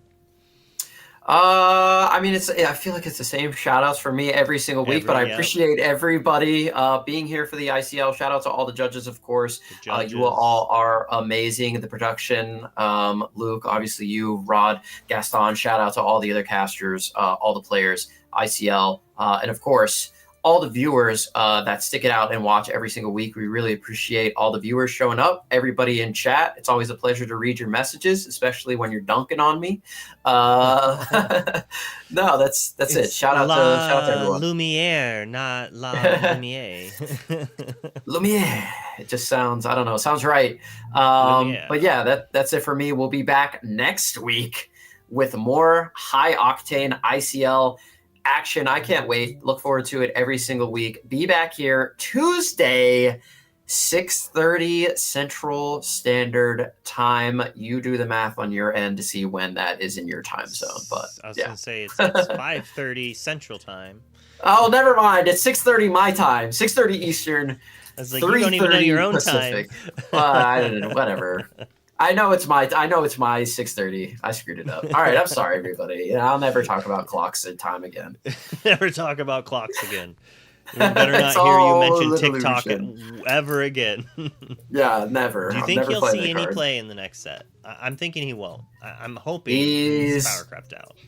He's done for. He's out of there. He's gone. Yep. He's getting pumpkin bombed, or he's getting world's greatest criminal mind if he ever hits the board. He'll probably just be too slow, I would think. I don't remember what that is called. I just call it the pumpkin bomb. Yeah. Take this, Spider-Man. That kind of move. That's how I feel every time I see that card. But yeah, Spider-Man would have evasive. I agree. 100%. I digress. I want to echo your sentiments there. Big shout outs to the judging staff doing an amazing job. There was at least one person on each table tonight jumping back and forth, doing stuff, helping with administration and all sorts of things like that, and keeping the games rolling for us. Definitely would not be half the show without them here with us. So major props to them for sure. And you guys stepping up and helping cast each time, and I guess props to myself. Yeah, do it. Everyone else does it all the time, so I figure I'm the greatest. But I'll be back. If you want to see more of me, I'll be here tomorrow too. We'll be doing the rest of the set review tomorrow. Maybe I can convince Garrick to skip work and hang out for some of that. I don't know. He's got his own podcast. 2 podcasts now? What is this I hear? You're joining up with Brent to do something? Yeah. On Brent's channel, Brent's Quest. It's the Quest Cast. If you want to hop in there, we record on Wednesdays. Couldn't record tonight, but if you want to check out more of me, if you need more Garrick in your life, I'm over there with Brent. And Brent's an amazing guy, awesome caster, professional voice actor. Funny dude, comedian as well. You can check out his stand-up. I've actually watched some of it. Very funny. Brent's the best. Yeah. Oh yeah, and his voice actor, comedian, obviously amazing impersonator. It's so good. When they had him on the Lorecast, then reading flavor text and whatnot, I really thought he'd read the whole card with the real slow, long, dramatic, flash. Flash. All right, but we're going to head out and we're going to raid Lorcana After Dark. See LAD. Why Breezy has to say with Traverse Tavern, and I think they have Alex on right now. I'm ignorant. I don't watch enough content myself, so maybe I'll find out who he is watching this here. But we will see you next week, tomorrow, and all over the place this weekend on JDZ's channel. There's an event to watch, so we got more Lorcana to go. But until then, see you later. Peace.